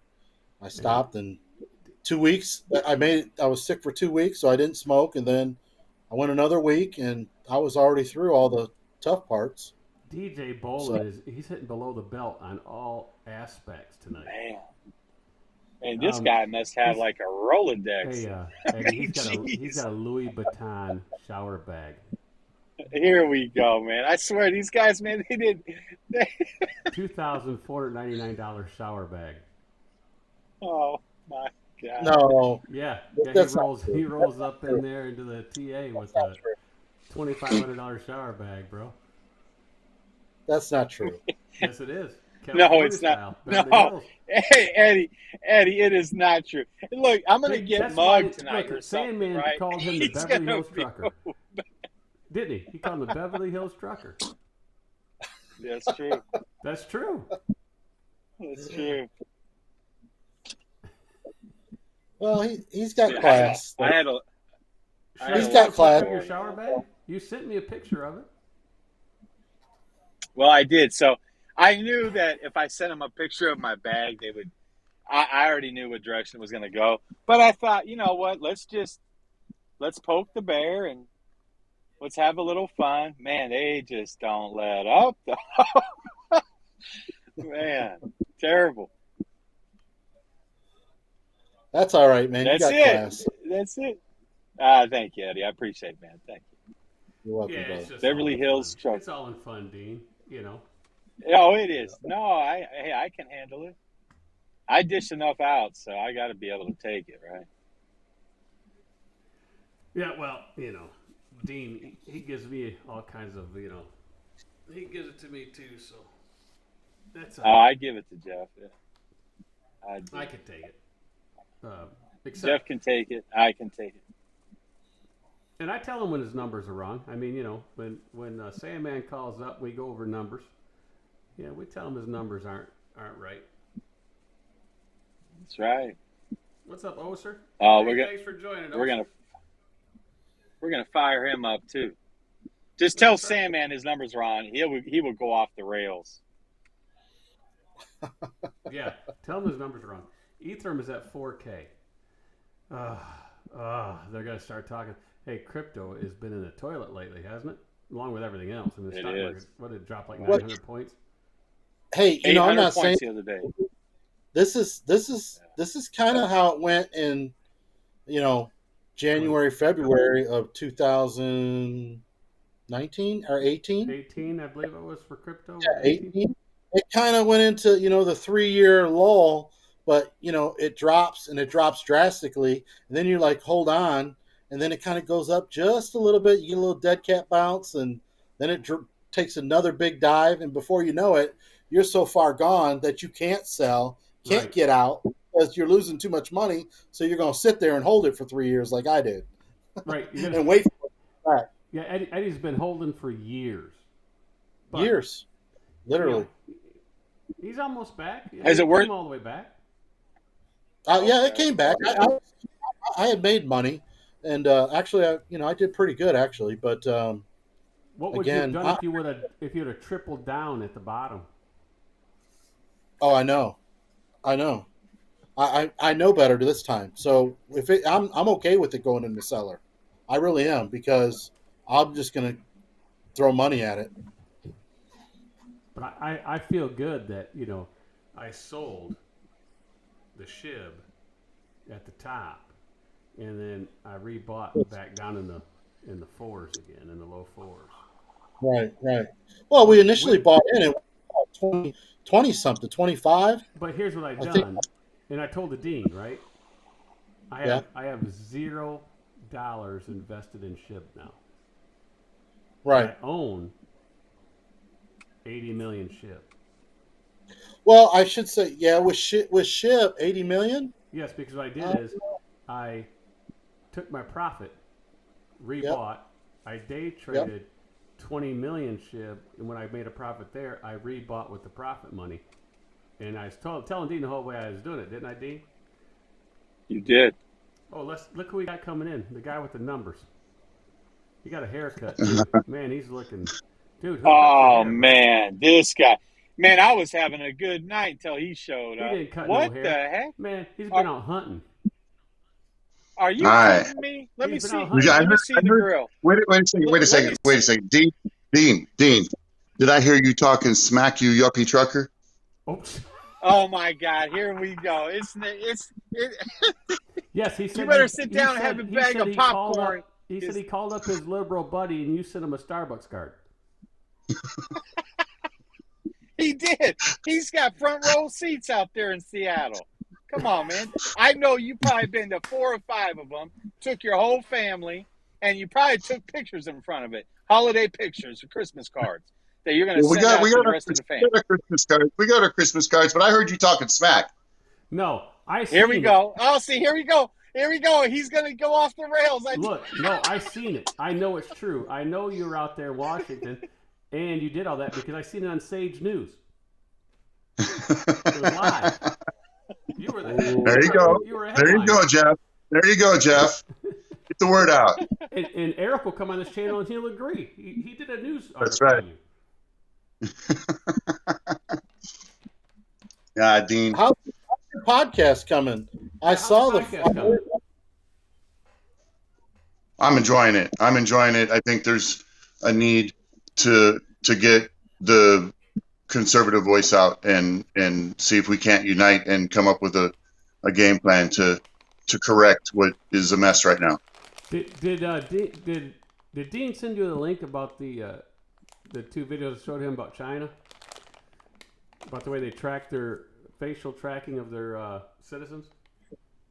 Oh yeah, I mean, well, they're doing it to us here already through big tech. Right. They're just hiding it under the Patriot Act. Snowman came out and said it 10 years ago. Snowman came out and said it 10 years ago, and we didn't listen. Yeah, but China's off the rails, man. They're off the chain. They got cameras everywhere, Rich. I mean, Absolutely. everywhere. No, they are. So, but as we continue to move towards a socialist society, we're going to get more and more of that. We already got it on street corners. There are cameras everywhere. They can go back and pull all that. I mean, look at Rittenhouse. I mean, the FBI, the day before the trial starts, the FBI comes up with drone footage that was taking over public space. I mean, how much private space did they invade and have on film that we don't even know about? Well, they have, we have credit scores, right? Yep. Well, they have that also for people who don't pay, but they also have what they call a social score over there. Up to like Absolutely. 50 points. So if you jaywalk, that camera recognition notices you. You go lower and lower in your social score, and then if you go in to buy something, let's say like a soda, it won't let you buy it. They won't let you buy it. They'll tell you have to buy water instead. Yeah, that's Or they won't let take you ride it the to a bus, or you got to pay more to ride the bus than someone that has a better social score. They get a discount. Yeah, well, and we may never see that level of scrutiny within our society, but they're going to increasingly squeeze on us to get there. Right. Snorlord wants me to talk more into my mic, but I was chewing. I didn't want you to hear me chew. Oh, you're good. You're good. So I just happened to open my phone to YouTube on random chance, sitting on vacation with my family, and I get on there and I hear old Dean calling me out. So He was I calling didn't you have out. it. So I wasn't even get on. I wasn't even going to get on. I was going to watch like 5 minutes of it, and then Dean called me out, and I had to get on. There was no option. No, you just wanted an Here we excuse to go. come on Here we to the channel. There we go. That's always true. That's always true, Jeff. I'd come on this channel anytime, and I'd recommend Like Trucking to any trucker out there that's ever thinking about going with an 80-20 plan. Jeff will absolutely take care of everybody. So when's this podcast? How come I haven't been a guest? Well, I'll get with my co-host. Yeah, and Rich. you get on about. Yeah, Rich. What's the problem here? I'll just call your co-host. There you go. I There got you his go. phone number. He's got got his to. number? Hey, Jeff. He's got to No, get no, with no, his no, people. Paige. He's got to This get is with his people first. Look, I'm open to open debate. I'm open to open debate. I've said that 100 times already. We need that. We need open debate so that the best ideas come to the top. So what are you Is saying, this a Eddie? No, is it a 3-person podcast? I thought it was just you and this other girl. I don't know, from East Coast or somewhere On day. on the podcast. She's a highly educated individual living up in the East Coast around a lot of really prominent schools. Yeah. And it's been interesting to have that opposite sides of the spectrum talking about the issues of the country right now. So I think we've been tried to be fair. So Sam, man, you been out hunting? I know you hunt. You're home. Yeah, I went out hunting 2 days. I only had 2 days at home. I went out 2 nights. I saw a deer each night, but didn't get a shot. But that's all I got this year. You know how you could have got that deer? Well, probably if I would have just shown up an hour earlier, I probably would have had that deer for dinner. Probably if you would have put out a green tea frappuccino with a sissy stick out in the middle of the yard, it would have came in there and got some of that, and you could have got that deer. Hey, all I got to say about Dean's call out on the numbers is he's seen my numbers. He knows my numbers. It's been transparent. So we'll just leave it at that. Well, but why? See, look at. Didn't I say if we say Rich, we're gonna call it? Didn't we say he's gonna fly off the rails? I said you'll send him 0 to 100 in 1 second. That's what I said. I said Rich, don't mention numbers because Rich is gonna go off the rails. That's right. And what did he do? He came right in here because he was outside, right? He was outside. He had it on his phone, and we started talking numbers, and boom, he would get inside and call in. No, I've been black and white. Dean knows my numbers, and I'm not going to get into all that, but he knows what they are. I say, no, I did. We were in Vegas last week together. Eddie. Yep. I mean, we were not together, but we met. He They use fuzzy math, Eddie. He's lighting up. You got him fired up. Yep. Yeah. He's getting ready to light up. Yeah, he's getting ready to light up. You got a vapor, and he smokes the real stuff, and he's vaping. Yeah. And they were in He's Vegas. going to go outside and have a cigarette. He's going to go outside and have a cigarette. Well, My heart rate's up. My heart rate's up. Am I not correct that Sandman bought you dinner in Vegas? No, I got to give it to Dean. Dean bought me dinner and breakfast. And, you met bought the them parents.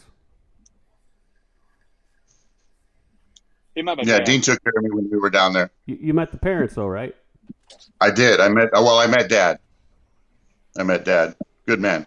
I appreciate that. I still think Dean should have had Thanksgiving there. Well, he should Oh, have. here we go.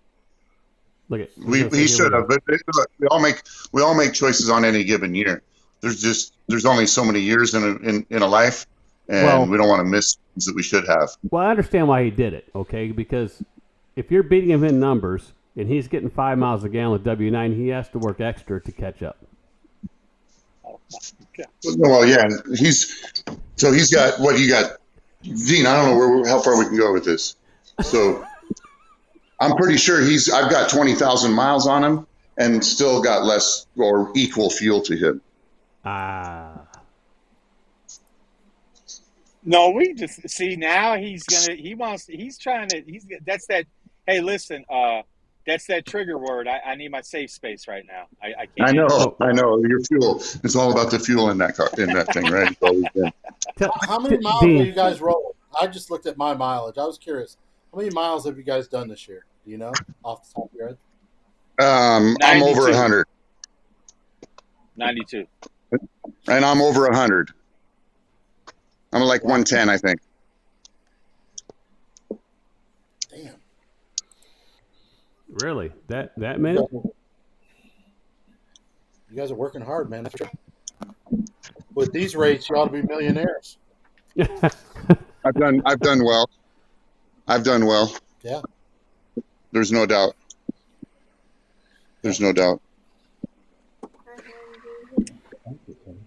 Their light's a little better there.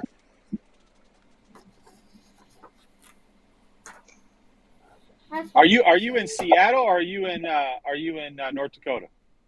I'm in Seattle. I got home Monday, got out here Wednesday with my family, and we take off tomorrow morning. Oh, okay. I'll be lucky to get 60,000 in this year. Miles? Yeah. Yep. So that's again all relative to what a man's needs are, right? And how much money they need to support into their house, and whether they got additional trucks, all that factors in, right? Sure. No, it's just I'm just looking at my mileage. I hear other people tell me how many miles they get, and I'm always curious, what people are running. Well, so I've taken a lot of time off this week, but when I have been on the road, I've ran hard. I put a lot of 3,000 miles weeks in when I was actually on the road, because I took 2 weeks off like 5 months in a row and still put down 100,000. Do you run all over the place, or do you run consistently in a lane? I've consistent. Well, so A mixed bag. it took me. It's a mixed bag because I've tried to do two things. I've tried to run at North Dakota to the West Coast, and I've also tried North Dakota to the Midwest and run short. I've had better revenue weeks after fuel running the West. I've ran a lot of miles too. Yeah, right. we had the team truck running. And we're not talking treadmill. We're not talking treadmill, Eddie. Ubering. We had the team truck running out west and back, and I don't know that. So I ran. And they're in a newer truck. So I could say this. I'm at 110,000 miles. We're at the beginning of December. Yeah. So I'm going to get 10,000 miles there. I'm going to be at 120, maybe a little more. Okay. I only worked 2 weeks, 5 months of the year. And I've averaged 20K a month. Okay. Before anything. I heard your shots fired, Dean. I heard that, Dean. It didn't go over my head. I heard that. What, the Ubering? Yeah, I heard your Uber comment. Hey, All right. He did sneak an Uber comment in there. I did. But you know what? So right now, Well, I mean, pretty much all year you could make an argument, and Rich and I, we talk about this quite often.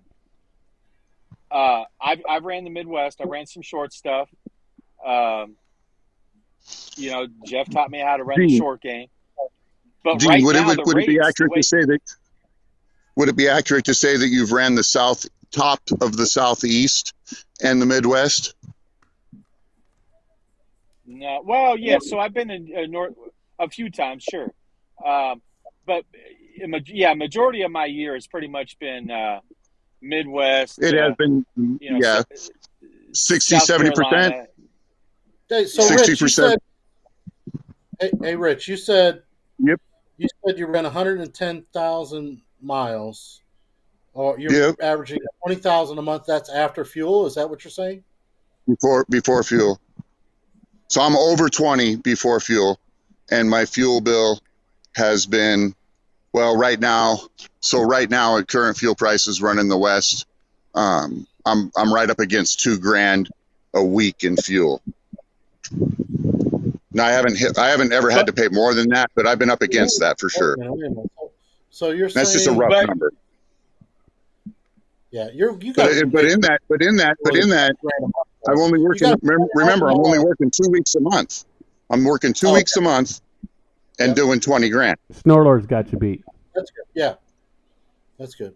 Snorlord has all you guys beat. But you know what, Eddie? So, and Rich and I talk about this a lot. So if you run, especially now with the way the rates are, the way they are in California, and Jeff is a fan of the short game. Personally, I would rather run the short game, but it's when easier. When the rates are 7,000 to, let's just say 11, right, out west to come back east, you can do that in 3-4 days, right? If you just go from Ontario, California, go to Indianapolis,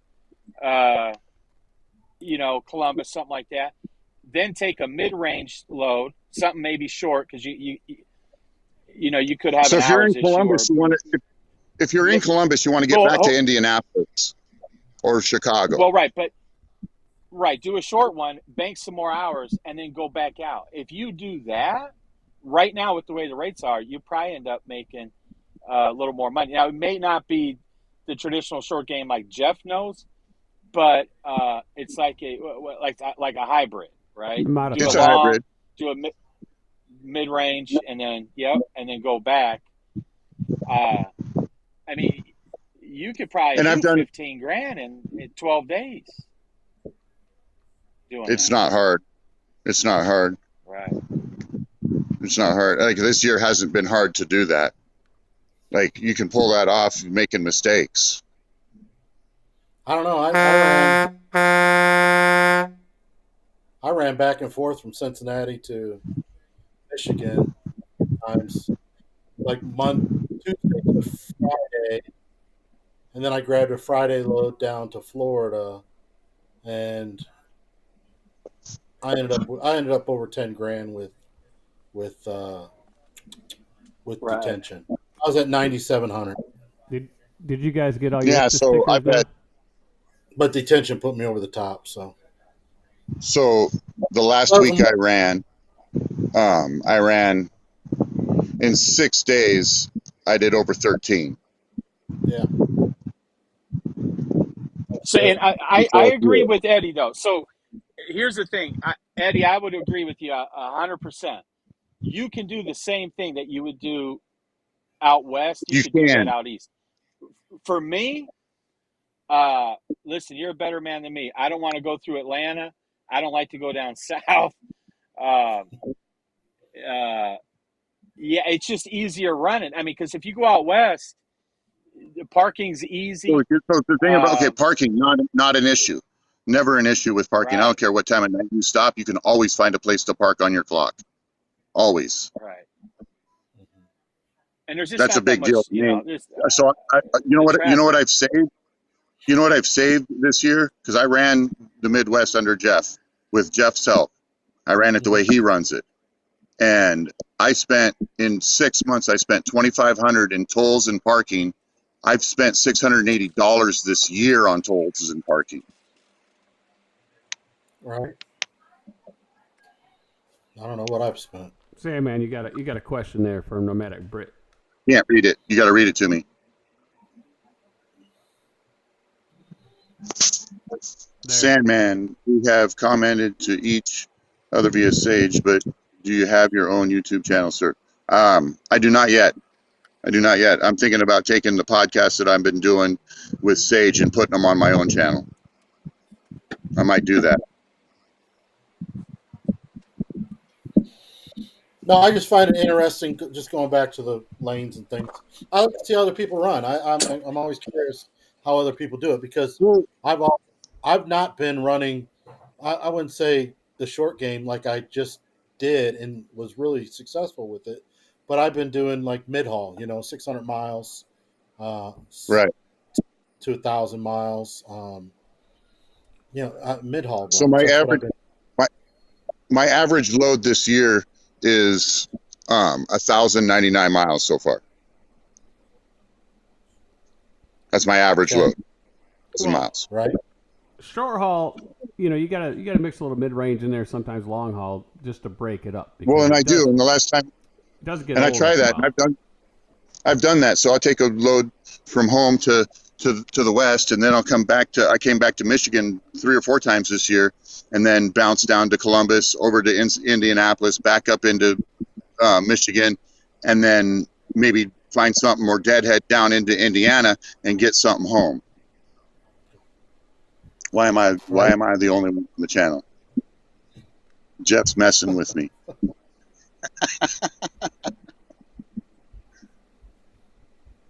He's giving us all some camera time. Yeah, camera time. Eddie, it's your shot. All right. Well, anyway, carrying on with what we're saying. Eddie, I reached out to you earlier this year. I wanted to get your email address because I wanted to look at how you run your deal, right? And you've had other drivers working for you. I'd love to connect and share ideas and talk about stuff. Yeah, I'm up for that anytime. I love. Wait a minute. Look at this. I love talking about truck. I love talking about numbers. So. Well, Sandman, you wish you had do like that. Look at that Dean gel going. Look at him. He was pushing it back and everything. You need the haircut. Show him, Dean. Dean needs a haircut. Come on, baby. Come on, man. Is that your high dollar kit behind your head there? I wish I had hair like that, man. Is that your man kit? Yeah, this is so she bought this for me because I think she was worried. I don't know. It's a survival kit, and I've used every Band-Aid in this sucker because I'm always doing something stupid. I don't know. Hey, nobody got stitches like I got when I worked for Jeff. You guys carry any flares on your truck? Do you guys carry What's that? flares? What's that? I don't got flares. I needed stitches when I worked on Dean's truck. You what, Jeff? I needed stitches when I worked on your truck. Oh, yeah, he bled all over my truck. Yeah. You did. That's right. You had to take that dash and that W9 apart, and that wasn't no easy task because the first ELD system you had was all wired. Right. Dean gel, available at fine truck stops everywhere. Well, the only truck stop he goes to is TA or Petro, so it's at one of those two. Man. Yeah, DJ's on fire. He is on fire, man. That guy, Sam, man, he's been taking notes of you giving me a lot of flack. That's for sure. I used to drive soft side trailer, Two Broke Tim. I used to have a automotive run that I did over here from Cadillac plant over to Buick, and doing what? What are they? Curtain side. Curtain trailer. Curtain side. Yeah. I used to do curtain Conestogas. side, and I'd pull in the rail dock and slide the curtain, and they'd put the racks on with the hoods and fenders, and I'd take them over there, and they'd take them off, and I'd do like 6 trips a day. So okay. Wow. Yep, that was back when the automotive was running good. Yeah, before I bring in trailer fulls full of muffler parts to a Ford distribution center. Right. Well, and you wonder why cars are made, they cost so much. It's because a lot of it's because of union. For example, Yeah. right over here, we would have the roofs, right? The roofs are made, and they wanted the jobs in Kansas City, so they moved the sunroof stamper or whatever over in Kansas City. So we had to take the roofs from there to Kansas City so they could stamp the hole in there for the sunroof and take them back. What? Yeah. Well, see, that's what happened when you did away with warehousing. See, Right. when you did away with warehousing, they spent all the money in shipping instead. Because they And now wanted that's all broken. Right now, we're experiencing this big boom because that whole just-in-time shipping model is Is completely collapsed. right. But that's Well, the right, crazy but Jeff's stuff right, that they though. used to do. Right. And that's the U word that he had mentioned, right? The unions. I mean, they'll keep people. I mean, some people say they built the country, but you can also make an argument that they've also bankrupted the middle class and companies along with it, Yeah. and So including their own. So I think what has happened is the money has colluded the political system. And so they've gotten favoritism through political action. And that's what's created the bigger issues. All these politicians get elected off all that corporate money and how much money they can spend on an election campaign.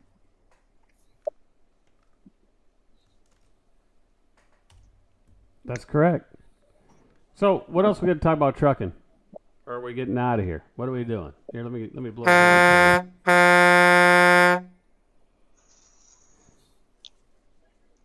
So we're kind of all over the place. We talked a little about software. We talked about Thunder funding. We talked about other factoring stuff.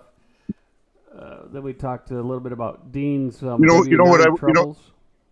Hey, so two things that I think that every new guy that's trying to get into this industry or break into the next level out of a company role is thinking about if you're going to go into business, having a program like Trucking Office. Well, yeah, you got to have some type of program. I mean, you could do it on spreadsheets if you want to. I used to do my own spreadsheets years ago, but still, that's not the same as a program. Well, or something. I mean, if you got good spreadsheets, if you got really good spreadsheets, those are usable. Right. So it's an older way of doing it, and you got to be careful with them because you can change your numbers with them, where a program keeps it straight or straighter. Now let's talk about this. We'll go around the room here and see hold on a second, Jeff. One more thing. The other thing is that if you're going to be if you're going to get your own authority, driver files. What's the website, Jeff? TMFS driver files. Right, and we talked about that earlier before you came in. And I told them they could easily go to a link on my website, the10show.net or truckerseducation.network. It takes you to the same website, but down at the bottom there's a canary yellow Kenworth. Click on it, takes you right to it. But it's my driver file program. That program is the best. Yeah, no, it's the best. There's no arguing it. Answer this. We'll go around the board here. Do you talk about detention times with brokers during negotiations or when?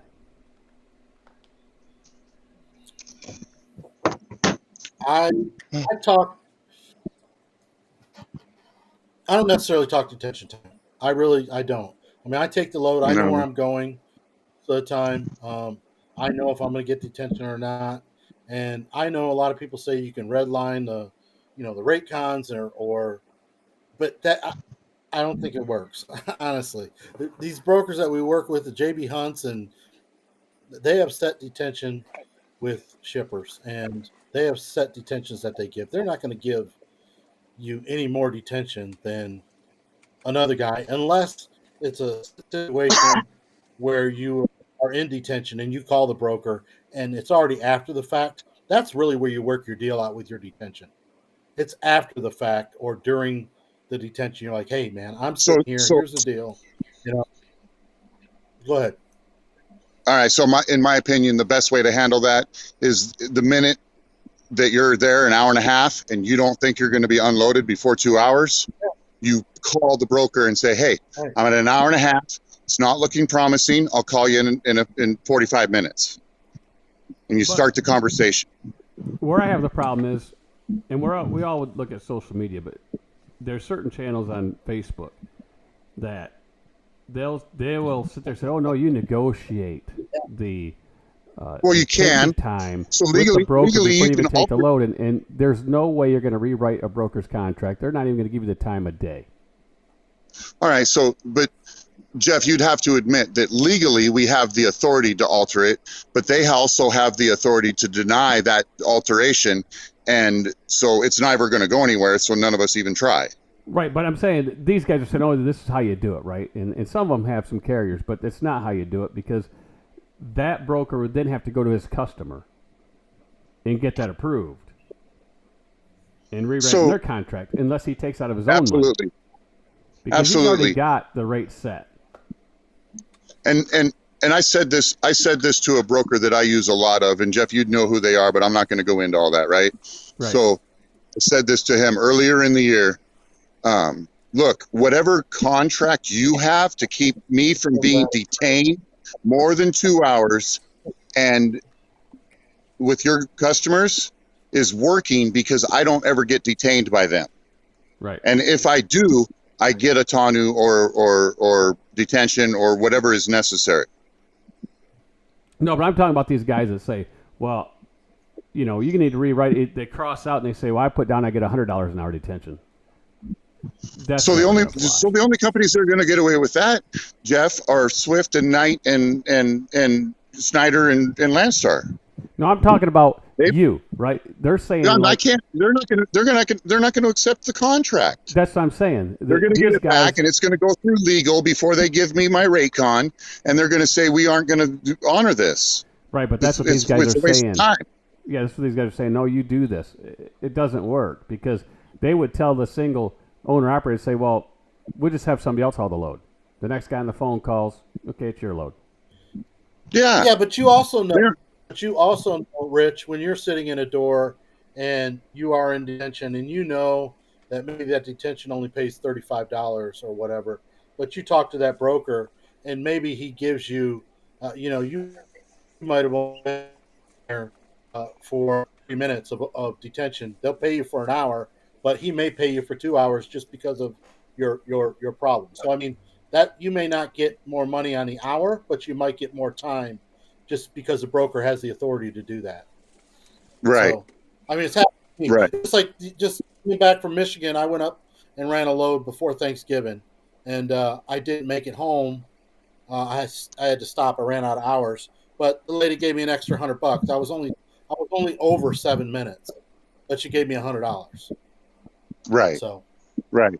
I picked up a load, went 1,100 miles, paid a really good $4 an hour or $4 a mile rate, and I picked up the load. I played hell getting it scaled. I went to the scale 6 different times.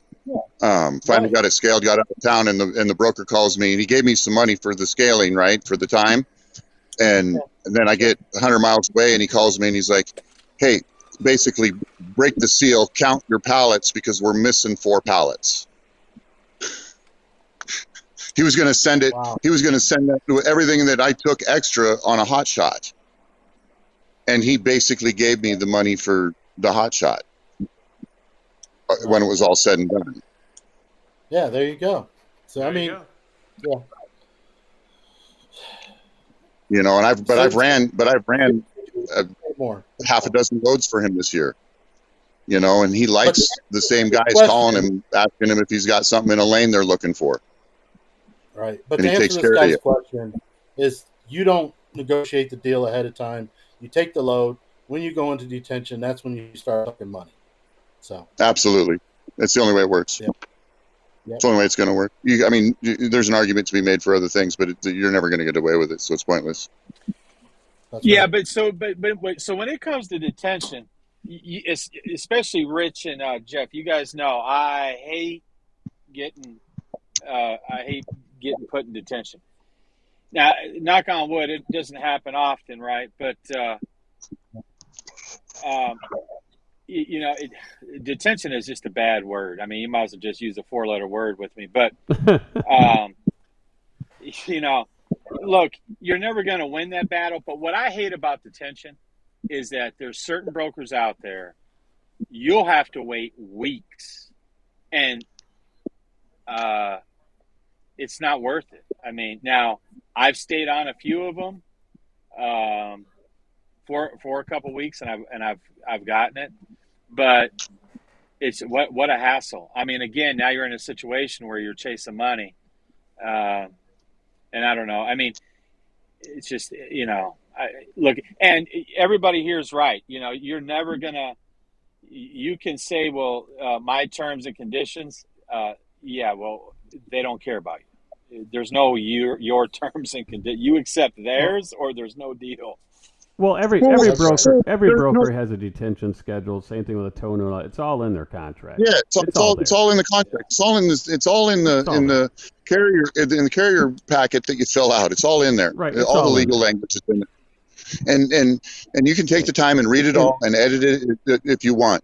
But the only way that's ever going to fly is if you got 500 trucks for that broker to cover all the stuff that they want it covered. And you're going to work out a special deal with.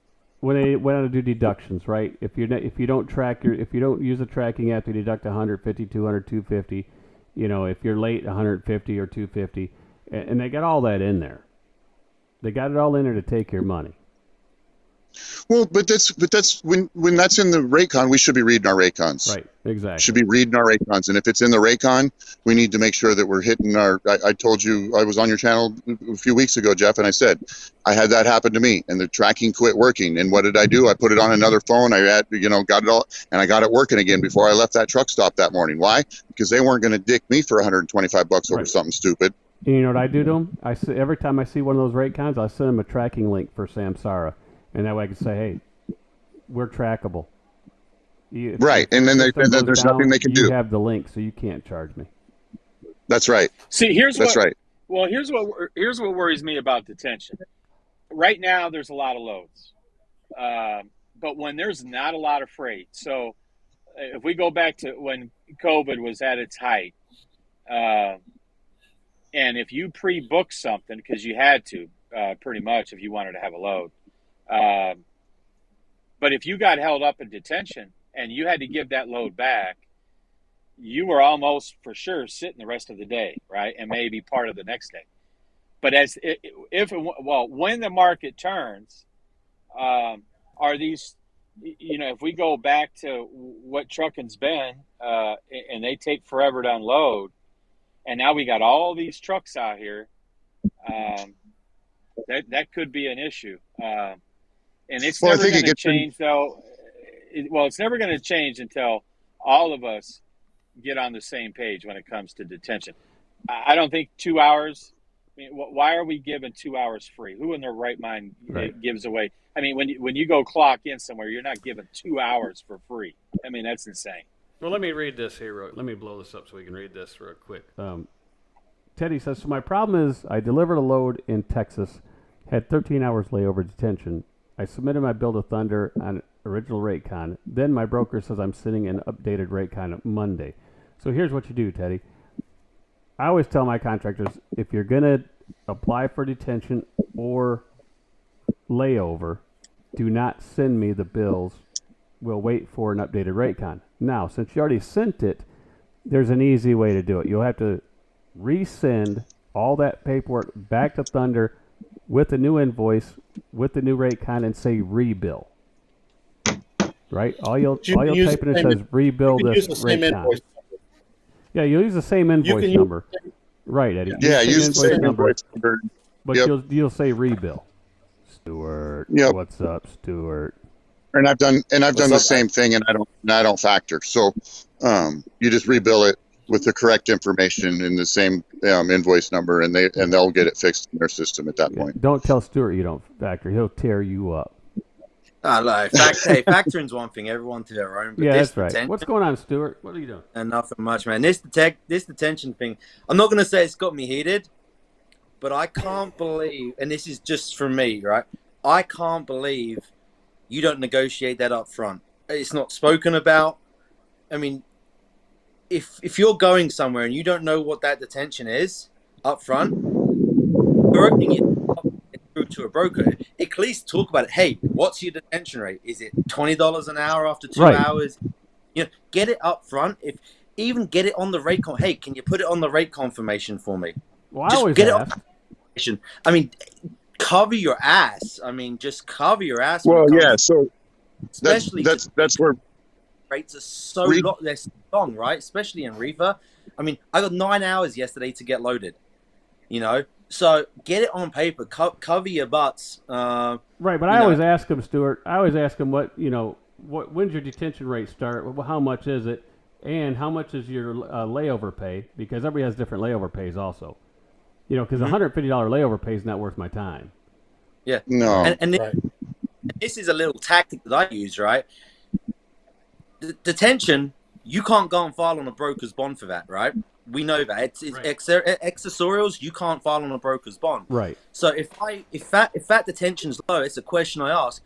I'll now push for an extra couple of $100 up front, because if they don't want to pay and they don't pay, guess what? Now I have more leverage, because now I can actually, if I ever did need to file on that bond, now I have a bit more money up front to cover myself. The other thing, you know, when we talk about detention being free, there is no free detention. When I price, you know, my load, it includes. Don't use the words free. It's all about the game of words. You don't include. Yeah. You know, you're not 2 hours free. You're including 2 hours.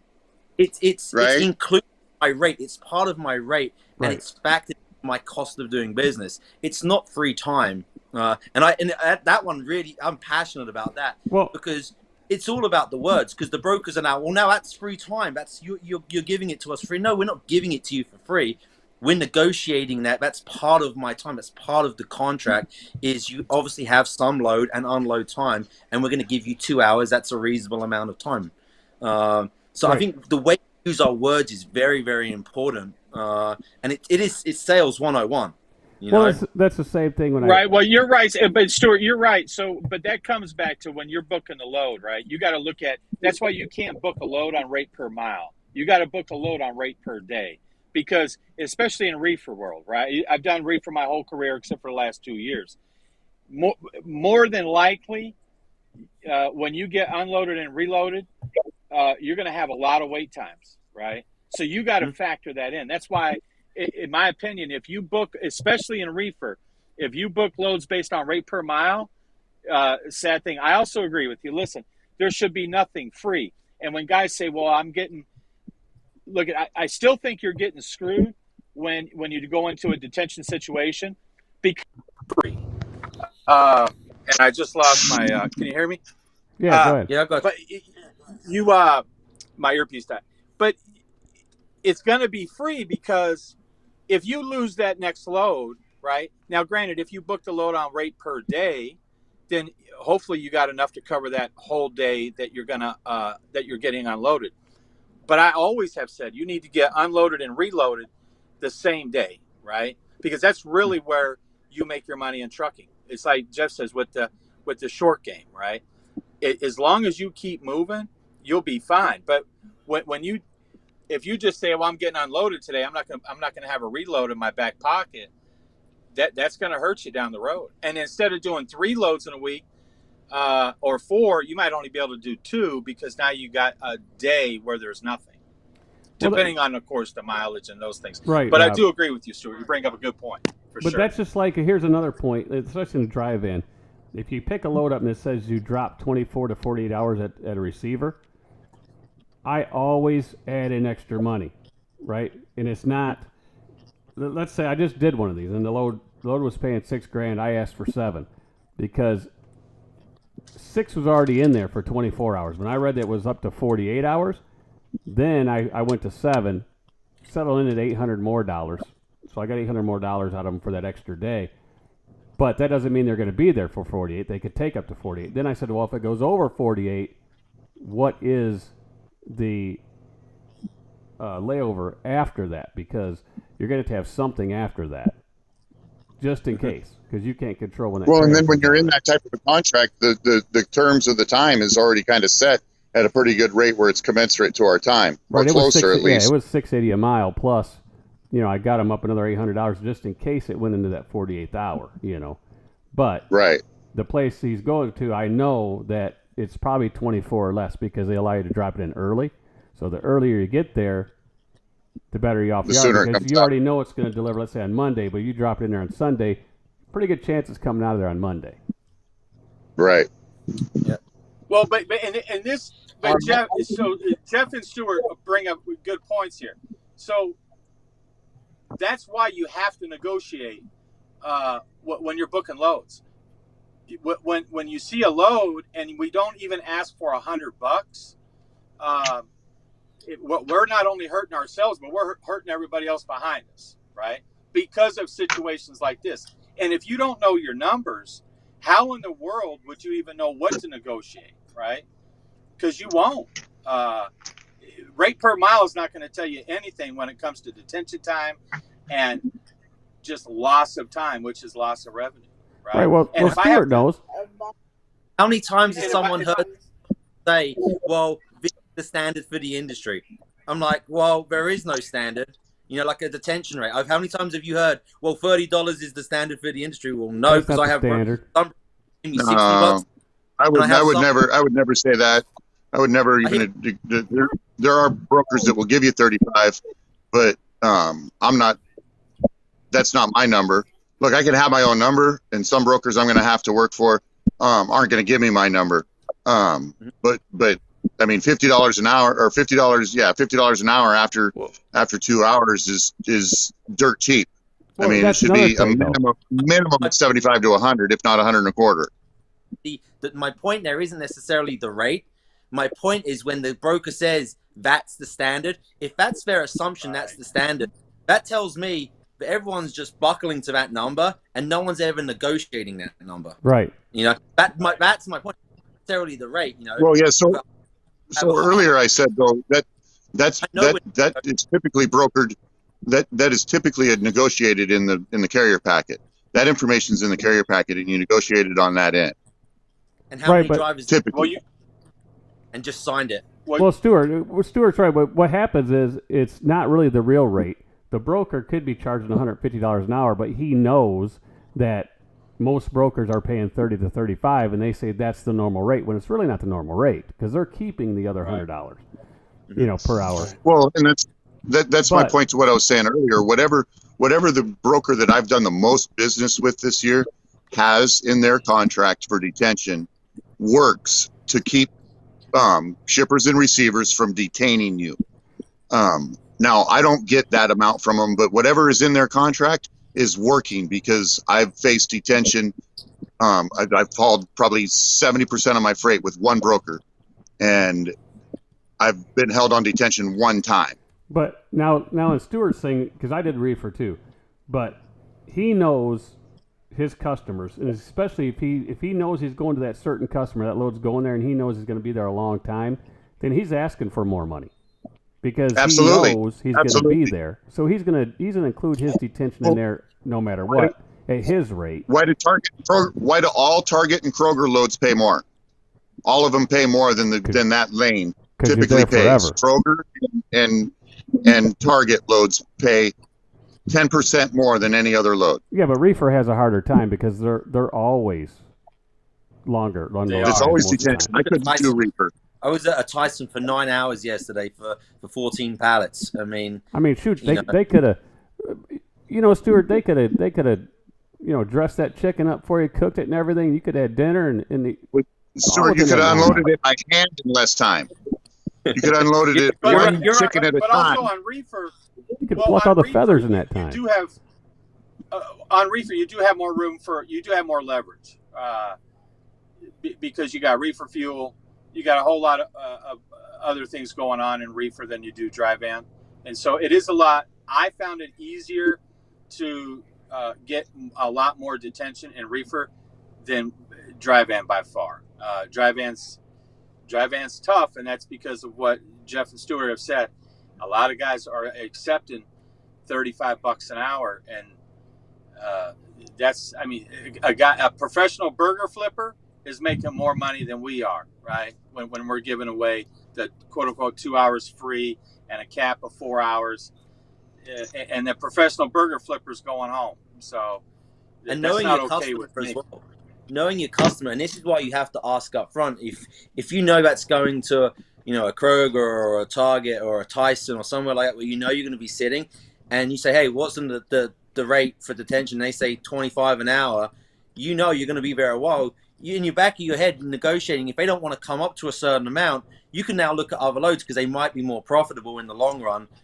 So Right. knowing that stuff, I mean, and another thing I do as a reefer guy, I'll push for the high detention, but if I know I can get a split break in there, and I'll run my hours accordingly, to get a split break in or something like that, and then continue. Just try and work both angles. You can't just look at the detention. Try and work multiple angles on this to how you can make that money. It's not. I call it's a Rubik's cube sometimes. You gotta be thinking in many dimensions to make it work. And that's Stuart, I've said on Jim's channel in the past, there's 1,000 ways to skin a cat out here. Yep. For I sure. mean, you got to think about all the different angles.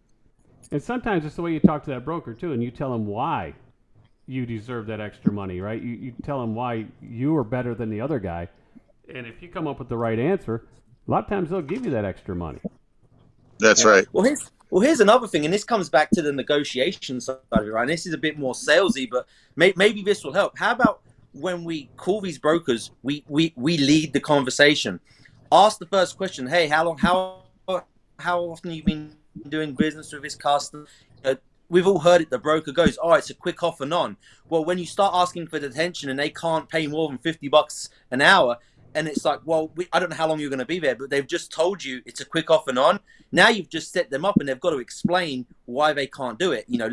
Lead them down a path that you want to go to get the answers that you want. To set them up, and it's all about leading the conversation and the way with the words. Because we know these brokers 90% of the time are full of BS. Right. So, control the conversation and have a bit of confidence when you're talking to them. Don't let them be the other way around. And I think that's what happens in this industry is there's a lot of people, absolutely, Stuart. But they don't have the sales, the Zig Ziglars, the Tom Hopkins mentality, to control that conversation and be comfortable doing it. They're sort of unsure, right. which hurts the industry. You got to believe in yourself. You just got to believe in yourself. The time you're talking to you're not talking to 90% of the time you're talking to an agent. You're not talking to the broker. Correct. So right. There's so many limitations that you can do with negotiating with detention. You have to know where you're going. And Stuart, with yours, I mean, cold storage you get a lot of detention. I mean, you're delivering at 3 in the morning. It is. That's why I don't do reefer. But if I did, it would just be pharmaceuticals. But again, I can't do reefer. I'd lose my mind. I like to sleep. Yeah. Too many. I just spent 19 hours. I just spent 19 hours at a place for dry van. So, and I was 18 minutes late when I got checked in, but that's only because there was 20 trucks behind me. Do you think I'm going to get detention for that? No. It's going to be a fight. They're not going to pay me. They're going to be 15 minutes late check-in because of their failed process for check-in. That's where as soon as you get in line, you show 3 minutes of on-duty time checking in, and then you go into your sleeper, and then that when you send a picture of your logbook to the broker for what time you checked in, it's crystal clear. There's no drive time moving the vehicle around the yard. You always take a picture of the gate and 20 trucks. Right. Pisses some guys off for sure. Right. Yeah, some guys might get pissed, but see, one of my guys will go up. He called a broker, and the broker says, "You got to hurry up and get over there, right? They're waiting on you." So he takes the load. He gets over there and he's 25 trucks in line. So he calls me up and says, I'm not sitting here. You know, so he calls the broker and says, look, he told me they were waiting for me. I'm 25 in line. I ain't taking this load. And he gives the load back. And then if the broker calls me, I said, well, you shouldn't have lied to him. Right? Because how are you going to police the industry if you don't hold someone accountable? No, for sure, 100%. Because that guy could be there for all day and half the night with 25 trucks in front of him. Oh yeah, I got down to a load in Houston and got into a 25 truck line. It's 7 hours before I even had a dock. Right. And you don't own a W900, do you, Stuart?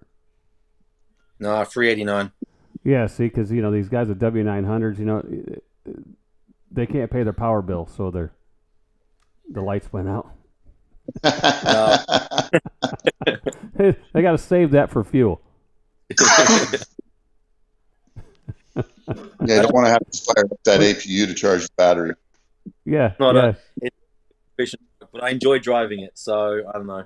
It wasn't my wisest business decision, but I don't know. There's no excuse for it. It's about the same as a W9, right? About the same fuel mileage. 5.5. Yeah. 6.5 with the wind behind me going downhill. On a good day. Yeah. Yeah. And if you ate at the buffet, you're back at 5.5. Pretty much. Now, if you're like Eddie driving a freight shaker, he's 8 miles a gallon all day long. Yeah, I mean, especially when it's short stuff and all the empty miles he picks up, like a 80 or something like that. If I could do it again and knew that the fuel prices were going to go up as high as they were, I'd definitely make a different decision. You still get the 389. It fits you. I don't know. I see my fuel bill and the fuel economy. It hurts. So, and that's why I get so passionate about detention and stuff like that, because I can't. That's fuel money out the window to me. Right. That's the way. Let's look at it, right?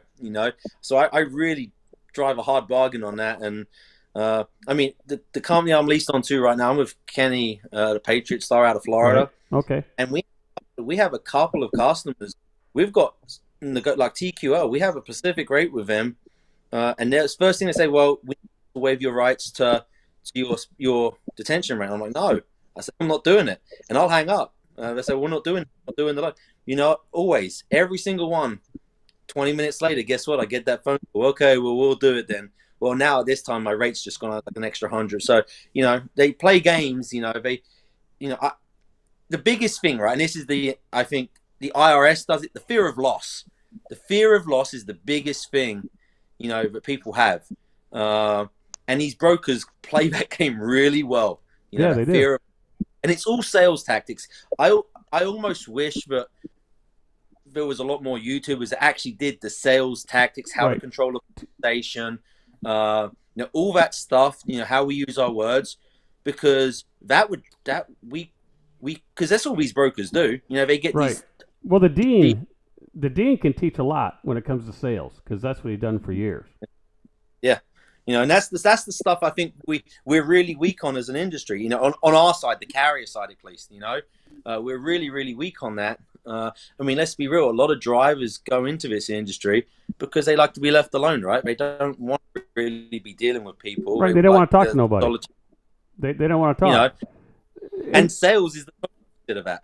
Right, and that's why the click and goes are doing as well as they are, because a lot of the guys don't want to talk to nobody. They just want to click a button. Yep. So, but if you talk to somebody, you can get more money. Mm-hmm. Yeah. A lot more if money. You can, a couple of basic little things, controlling the conversation and giving alternate choice, and just leading that conversation. I think we could quite easily see this. The national average of rates probably raised by 10 to 15%. And I'm not even. I think that's a very easy number to achieve if we could get an industry on a whole just doing these basic, simple things when it comes to negotiations. We need like a good negotiation seminar, right? Yeah. Stuart, do you think it's a good idea to leave the broker believing that you have choices, even if you don't think you do? Of course, because we do have choices. Everyone has a That's choice. Right. Everyone has a choice. That's right. And so we have to, if we go into the conversation believing that and we leave the broker with the belief that we have options, it puts us in a power position in the conversation.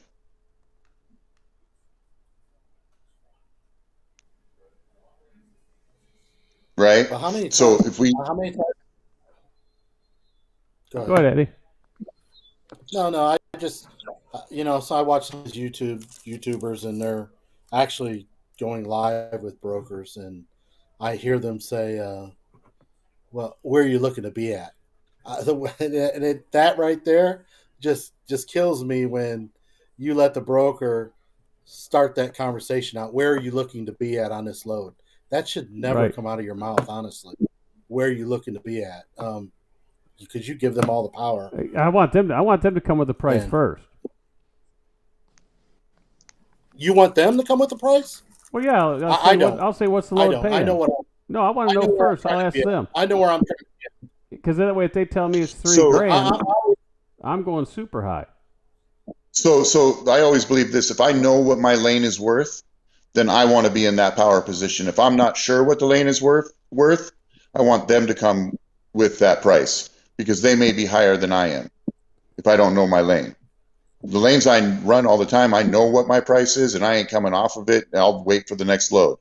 I'll do something different. Right, but it's always... But is there is not knowing our lane I mean, we should all really, before we even make that phone call between all the different load boards and the availability of information out there, we should know what these lanes are, right? I mean, before we're even making that phone call, you should have a back call idea, you should have going in idea, you should at least know what the averages are, right? Right, you should know what your average is. Right, so for example, I have a particular lane that I've ran a lot this year.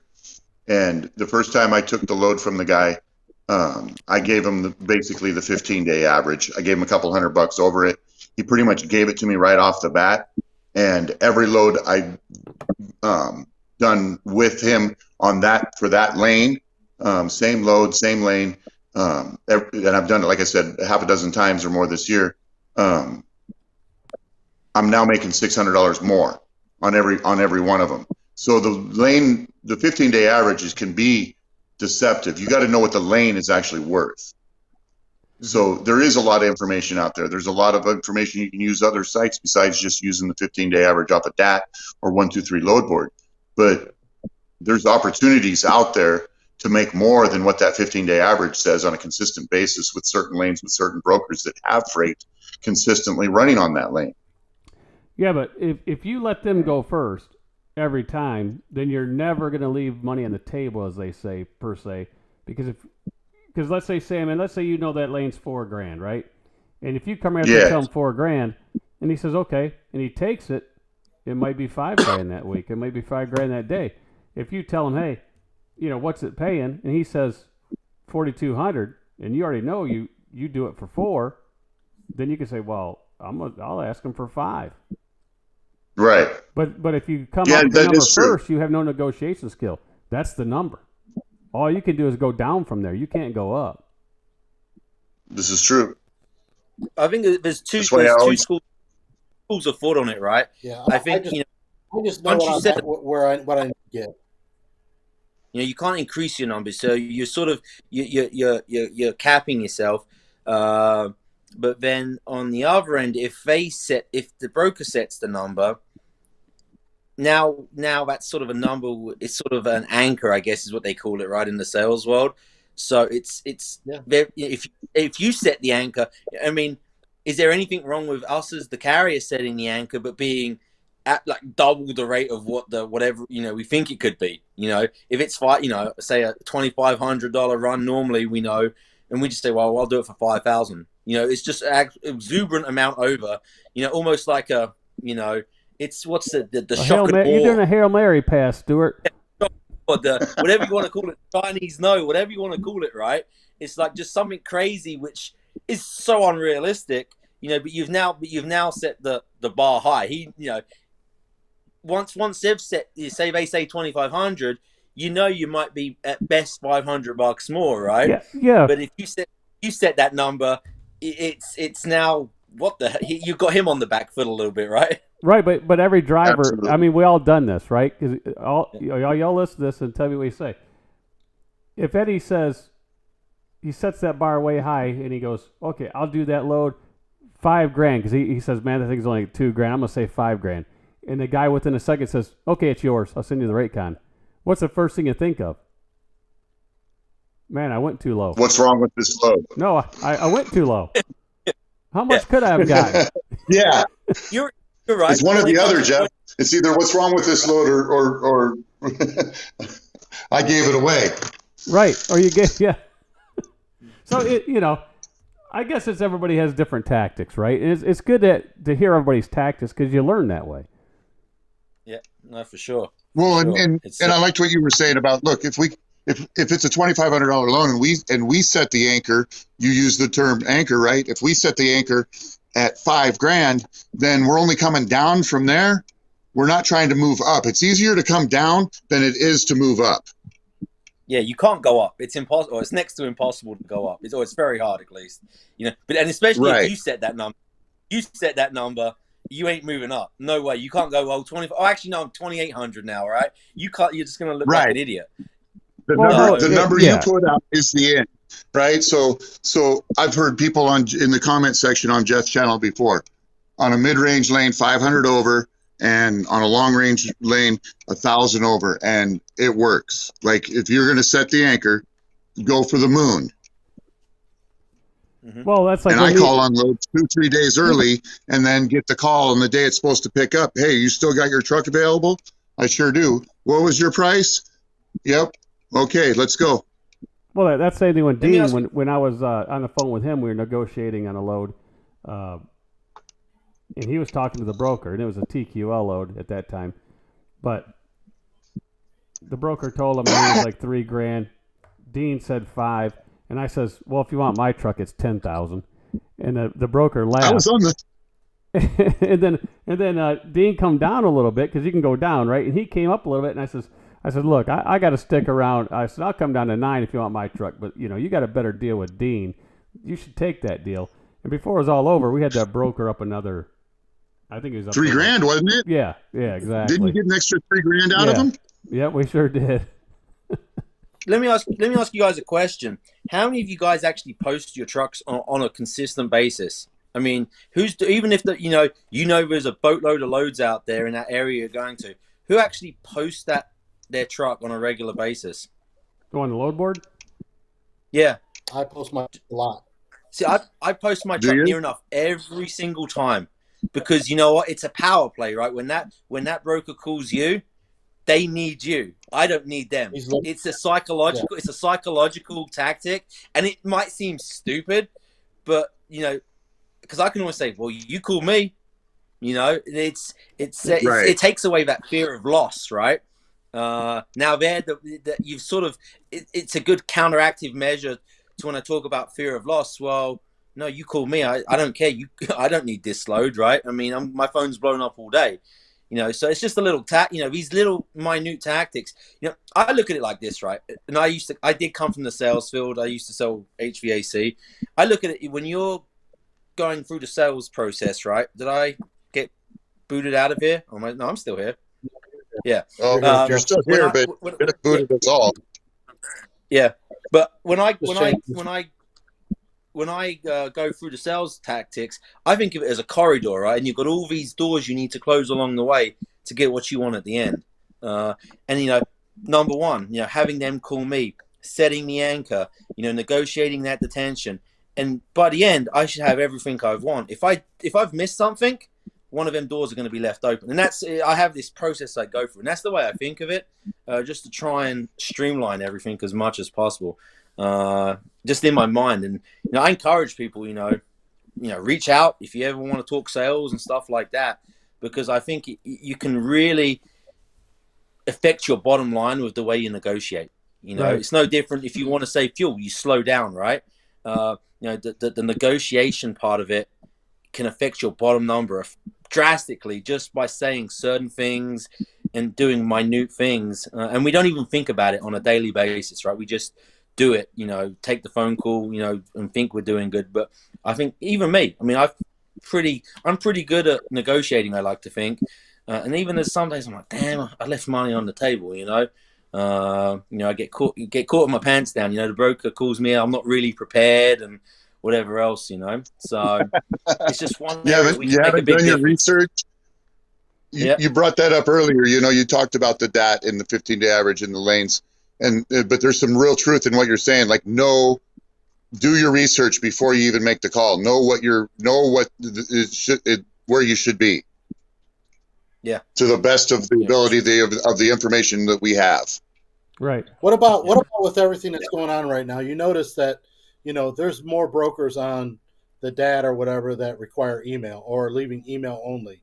So I know for me, like, I will go into an email conversation and, you know, I put my bid out there for the load and I basically email twice. After that, I don't email, I don't answer. And normally if they really want you to move the load, they're going to call you. Unless it's like TQL, and then the telephone call is normally a sales tactic. But I actually had a funny one the other day. I had an email one the other day I was negotiating, and I quoted this price, and his response was, keep working that truck. So an hour later, I managed to find what I was looking for, and it was like $1,000 more than what he was offering, similar lane. And I accidentally forwarded the rate confirmation to him. So, oh, sorry, wrong person. Just showing him what I booked it for. I was like, you're not going to be short with me like that and get away with it. You know what I'm saying? But it was. I hate email negotiation. I'm not a fan of it because you lose a lot of the ability to control the conversation. It's very black and white, right? And I don't like that. I like to work the conversation a little bit. Yeah, I did one Wednesday night at 11 p.m. because the guy, one of our drivers had a JB Hunt load booked, and JB decided to cancel the load, you know, like at almost 11 o'clock at night. So he asked for my help, and I got on there, and I found a broker with a good load and did an email negotiation at 11 o'clock at night. But you really can't do anything because there's no interaction there, you know. I think there's a time and place for them, right? They have their purposes, and there's certain times to use them, like your situation there, Jeff. I mean, it's a perfect time. You know, no one's going to be in the office, and it opens the ability and the availability to the brokers up a little bit to get hold of them. But it just limits your negotiating power for sure. Right. You only get one shot with an email. You're either going to get what you want on the first email, or it ain't worth chasing, because the second time you send a second email without a response, you're in a negative position power-wise, and that conversation's not going to go the way you want it to. Mm-hmm. Yeah, I don't reply back. I wait for them to call. I don't reply back. I mean, I send 2 responses. That's it. I ask about the load, I put a bid in, and then when they start asking if the truck is still available, you know, I'm not replying back. I wait for them to call because I want them to talk to me to know that they're dealing with somebody who has a little bit of common sense. I will say that, right? Because that's what gets you the load and gets you more money, is when you can put together a conversation and talk with the broker versus some of these other people out here that I know are just taking the load. So, yeah, right, yeah. Well, guys, we've been talking a lot of sales, but what are we selling? What are we selling? We're not just selling that truck. We're not just selling that truck in that cargo space and the miles that we drive. We're selling ourselves. It's a piece of mind. You know, I mean, it's a piece of mind to the broker. You know, it's all the guarantee. I mean, look, with sales, it's feature benefit equals value, right? You know, and there's probably drivers that are going to kill me for saying this. I ask, bro, what tracking services do you use? I ask it every time. You know what? The amount of times it puts the broker on the back. Well, which one do you like to use? Oh, whichever one. I don't care. You know, but now that I've initiated that conversation, if they're on the back foot, it sounds freaking stupid, right? But the amount of times they're not prepared for that question, you stand out. You know, you just stand out to the broker. Hey, he asked me for tracking. Usually I have to fight to get a driver to be tracked. You know, right? These little things make a big difference, you know? Right, Stuart. And just like our guys, they could tell them, hey, you know, we can provide you a tracking link in case the broker doesn't pay for those services, right? You can say if you let us run that load for this price, we'll provide you a tracking link. You don't have to worry about where the truck is. You can see where the truck is at any given second of the day, and you don't have to worry about your customer. It's going to be handled. Well, that's a very special resource to the brokers that don't pay for the big tracking services and don't necessarily ask for tracking, but they would really like it. And you've just saved them the 5 phone calls that they're going to make to you over 3 days. Right, exactly. Here's a tip. Here's a little tip for you. We've all been in that situation where we can't get hold of the actual agent that we're dealing with. He's out the office. Well, how about, hey, if you just send me a text quickly, I'll send you a Google Maps link so you can track me for the next 48 hours. Well, guess what? Now I have his cell phone number, his personal cell phone number, and he's tracking me. I've just killed 2 birds with 1 stone. Do I ever need to use that cell phone number? Not too often, but when I do, I can blow it up, tell he answers. So, it's just, these little things you can do to make a big difference, and just make life easier. Well, it gives you peace of mind too, and helps you have confidence in what you're doing. Mm-hmm. Yeah, I mean, at the end of the day, it is a 2-way street, right? I mean, there's issues with carriers just as much as there is brokers, right? I mean, I think it goes both ways. And I think, as much as we like to think we're perfect, we're not. And, I think if we can try and, as a group, as an industry, try and make it better on our side as carriers, then I think we have the right to ask them for more money, But until we get to that point, I think we're going to be in a sort of spinning our wheels a little bit, Can you guys see this? Wait. You can't. Over more. Over. Keep going. Keep going. Right there. Good morning. Excellent service. Right. Can you read the rest of it? Well, if you pull it back. No, it's a little blurry for me. Yeah, I can't read it, but Now come in a little real slow. There you. Whoops.